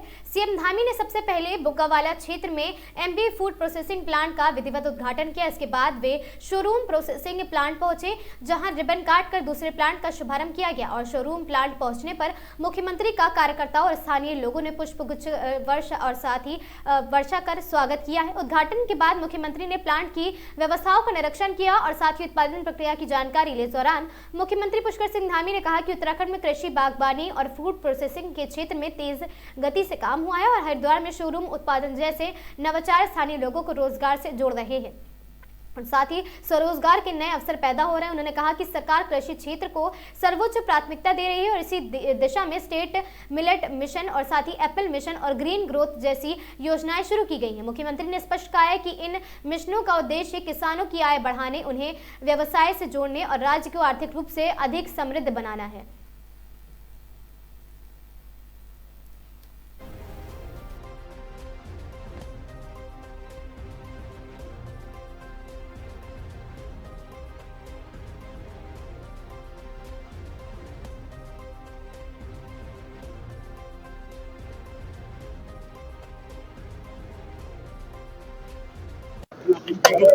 आज राज्य के अंदर कृषि और हॉर्टिकल्चर में, उद्यान के क्षेत्र में, बागवानी के क्षेत्र में बहुत शानदार काम हो रहा है। नवाचार के क्षेत्र में यहाँ भी मशरूम के उत्पादन में, अन्य अचारों के निर्माण में, यहाँ के स्थानीय लोगों को साथ में लेकर ये नवाचार को और रोजगार को आगे बढ़ाया जा रहा है।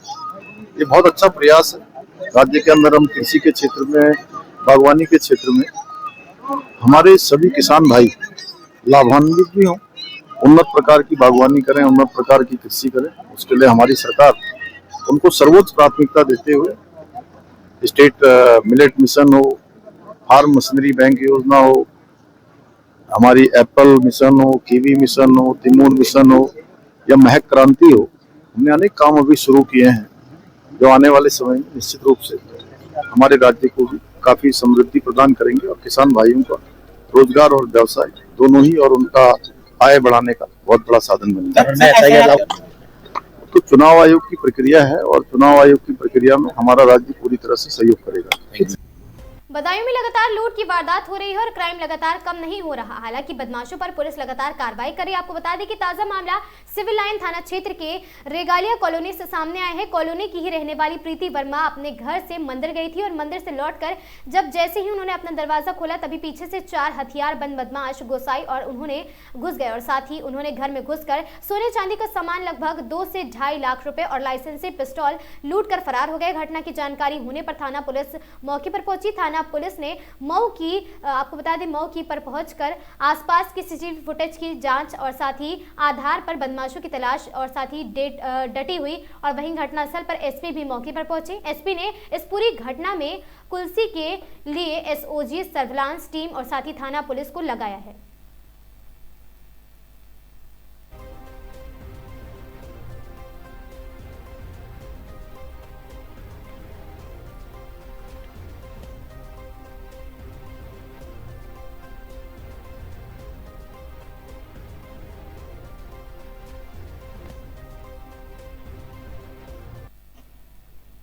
आज शाम प्रीति वर्मा वाइफ ऑफ आशीष के द्वारा जो कि रेगालिया गार्डन थाना सिविल लाइन के रहने वाली हैं, यह सूचना दिया गया कि 4 व्यक्तियों के द्वारा जब वो मंदिर से वापस लौट रही थी और अपने घर का ताला खोल रही थी, उसी दौरान उनको कब्जे में लेकर के उनके घर के अंदर घुस करके उनके अलमारी से उनकी लाइसेंसी पिस्टल, उनके सोने और चांदी के आभूषण तथा 2 से 2.5 लाख रुपए नगद लेकर के वो फरार हो गए। उनकी इस सूचना पर तत्काल स्थानीय पुलिस पहुंची और इसमें सर्विलांस टीम, स्थानीय पुलिस, एसओजी टीम को लगाया गया है। घटना का शीघ्र अनावरण किया जाएगा। इसमें अग्रिम विधिक कार्रवाई प्रचलित है।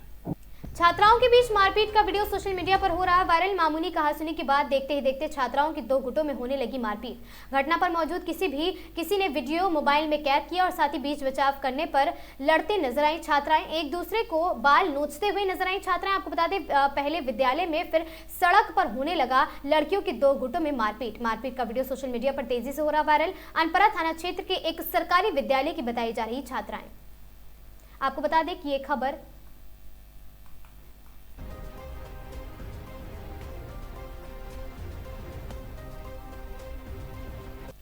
बिलग्राम से है, जहां फरार अभियुक्त की गिरफ्तारी के बाद बिलग्राम पुलिस की पूरी टीम की क्षेत्र में जमकर सराहना की जा रही। तत्परता, सूझबूझ और टीम वर्क का परिचय देते हुए पुलिस ने जिस तरह से चुनौतीपूर्ण स्थिति में सफलता हासिल की है वह प्रशंसनीय है।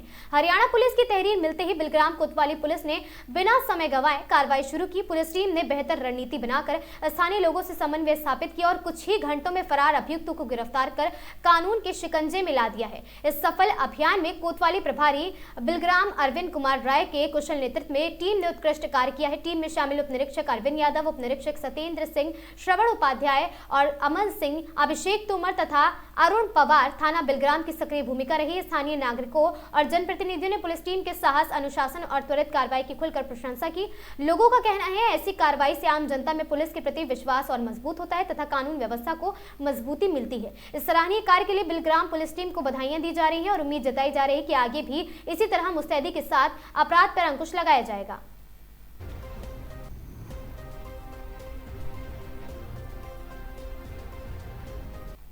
खबर कानपुर देहात से है, जहां कानपुर में मुख्यमंत्री की वीडियो कॉन्फ्रेंसिंग के तुरंत बाद प्रशासन और पुलिस एक्शन मोड में नजर आई है। शनिवार देर रात जिले के सबसे चर्चित स्टंटबाजी के अड्डे गंगा बैराज पर डीएम और डीसीपी ने खुद मोर्चा संभाला है। अचानक हुई इस कार्रवाई से स्टंटबाजों और नशे में वाहन चलाने वालों में हड़कंप मच गया।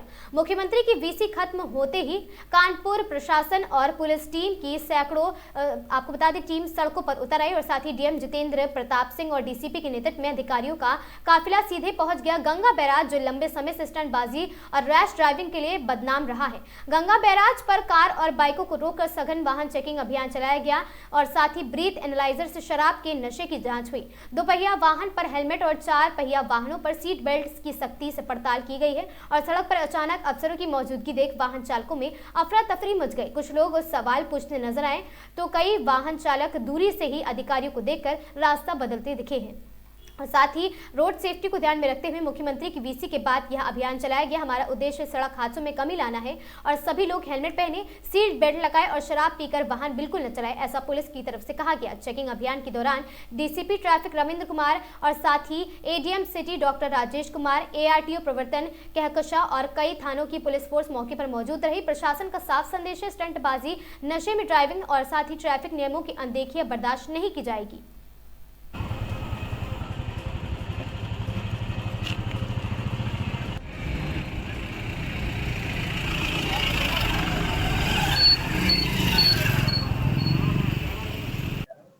सड़क सुरक्षा के लिए माननीय मुख्यमंत्री जी के द्वारा भी एक बैठक लखनऊ से पूरे प्रदेश के साथ में की गई थी शाम को और उन्होंने निर्देश दिए हैं कि सभी अधिकारी भी सड़क पे भी उतरें और साथ में जो इन्फोर्समेंट है, अवेयरनेस है, जो इमरजेंसी हेल्थ केयर है और उसके अलावा जो इंजीनियरिंग से जो हस्तक्षेप होने चाहिए, तो उसके क्रम में कानपुर में पिछले 8-10 महीनों में काफी काम हुआ है। जो कानपुर पहले 1 नंबर में था दुर्घटना में, वो अभी सौभाग्यवश और हम लोगों के प्रयासों से 9वें नंबर पर है दुर्घटनाओं में। फिर भी वो संख्या ज्यादा है, उसको भी और कम करना। इसी क्रम में हम लोग जो एक हमारा ब्लैक स्पॉट के रूप में अटल घाट के पास का क्षेत्र रहा है, यहाँ पे हमारे पुलिस के सभी अधिकारियों, प्रशासन के भी, परिवहन के भी, हम सब लोगों ने मिलकर यहाँ पर चेकिंग कराई है।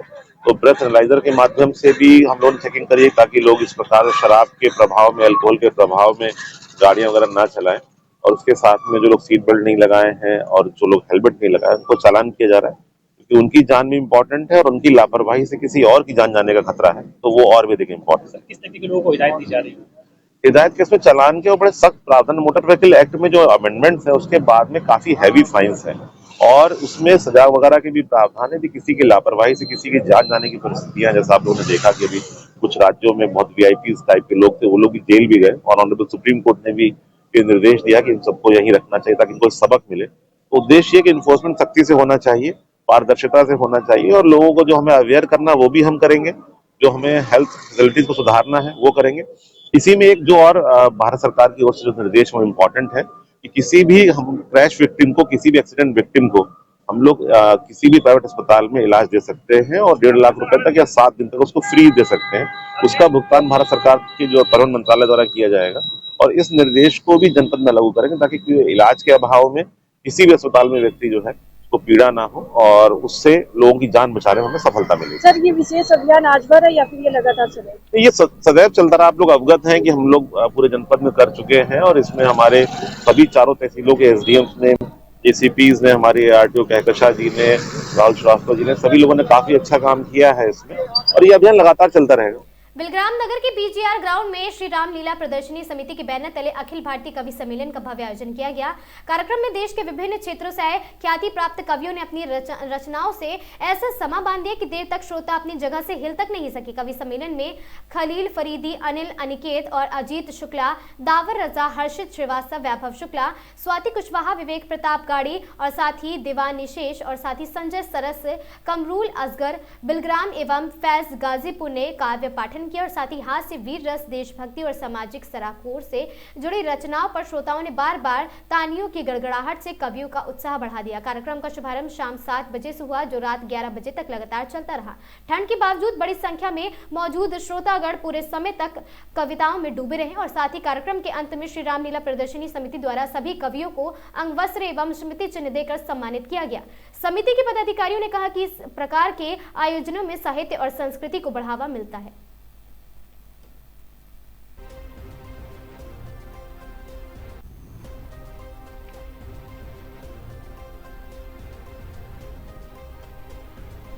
खबर चंदौली से है, जहां असलहा प्रदर्शन के साथ हर्ष फायरिंग का वीडियो वायरल हुई। घर के आंगन में असलहा का प्रदर्शन कर हर्ष फायरिंग की गई है और युवक और युवती द्वारा बेखौफ हर्ष फायरिंग। युवक स्थानीय जनप्रतिनिधि का साथी और युवती सिंगर बताई जा रही है। सीओ ने बताया वीडियो में जांच जारी है और साथ ही जांच पश्चात बाद होगी उचित कार्रवाई। अलीनगर थाना क्षेत्र का पूरा मामला।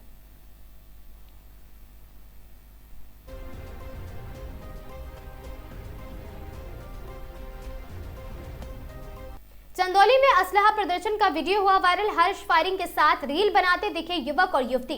वीडियो में दोनों हाथों में वे फायरिंग करते हुए देखे जा रहे हैं और साथ ही युवक युवती को भी सिखा रहा फायरिंग करने की कला। पुलिस ने मामले का लिया संज्ञान, जांच के बाद होगी कार्रवाई। युवाओं में लगातार बढ़ रही है असलहा प्रदर्शन का चलन। हर्ष फायरिंग करते हुए रील बनाने को कहा गया फैशन। सभी लोग बाहुबली बनने के चक्कर में अलीनगर थाना क्षेत्र का बताया जा रहा ये वायरल वीडियो।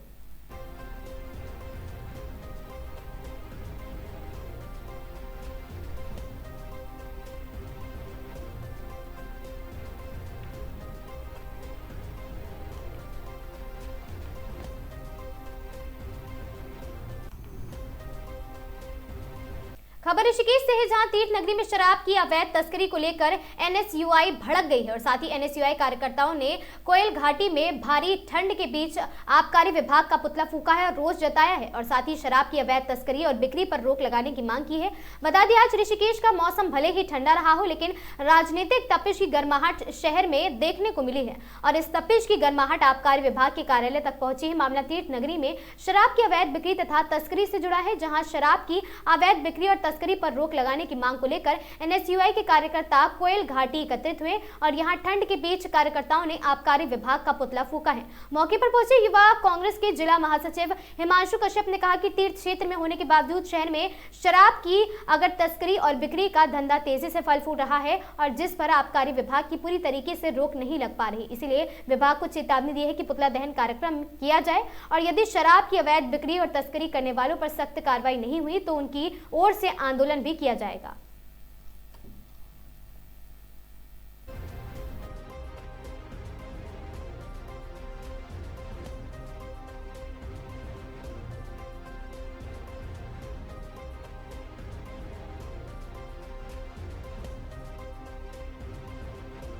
मैं आयुष तड़ियाल छात्र संघ उपाध्यक्ष। क्या लेकर आज आपने पुतला दहन किया? यहाँ पर पुतला दहन इसलिए किया गया है क्योंकि यहाँ पर अवैध शराब बिकती है।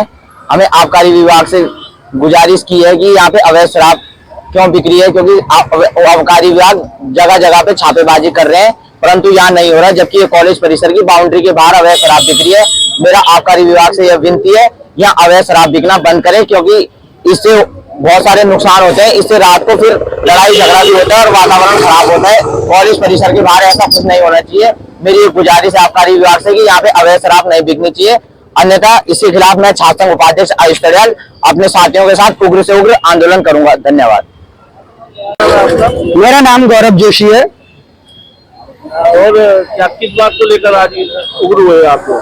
आज हम यहाँ पर उग्र इसलिए हुए कि यहाँ पे देखा जा रहा है कि कॉलेज के गेट पर अवैध रूप से शराब की बिक्री हो रही है, जो छात्रों के लिए अति हानिकारक है।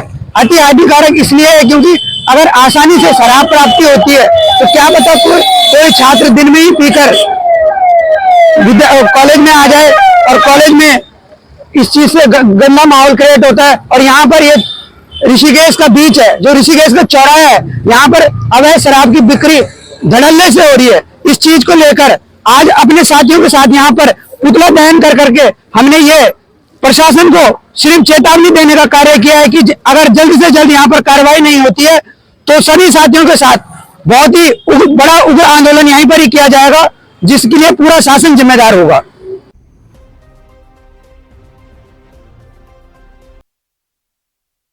खबरों में आज के लिए बस इतना ही। ऐसी खबरों से लगातार जुड़े रहने के लिए बने रहें हमारे साथ और देखते रहें आगाज टाइम्स।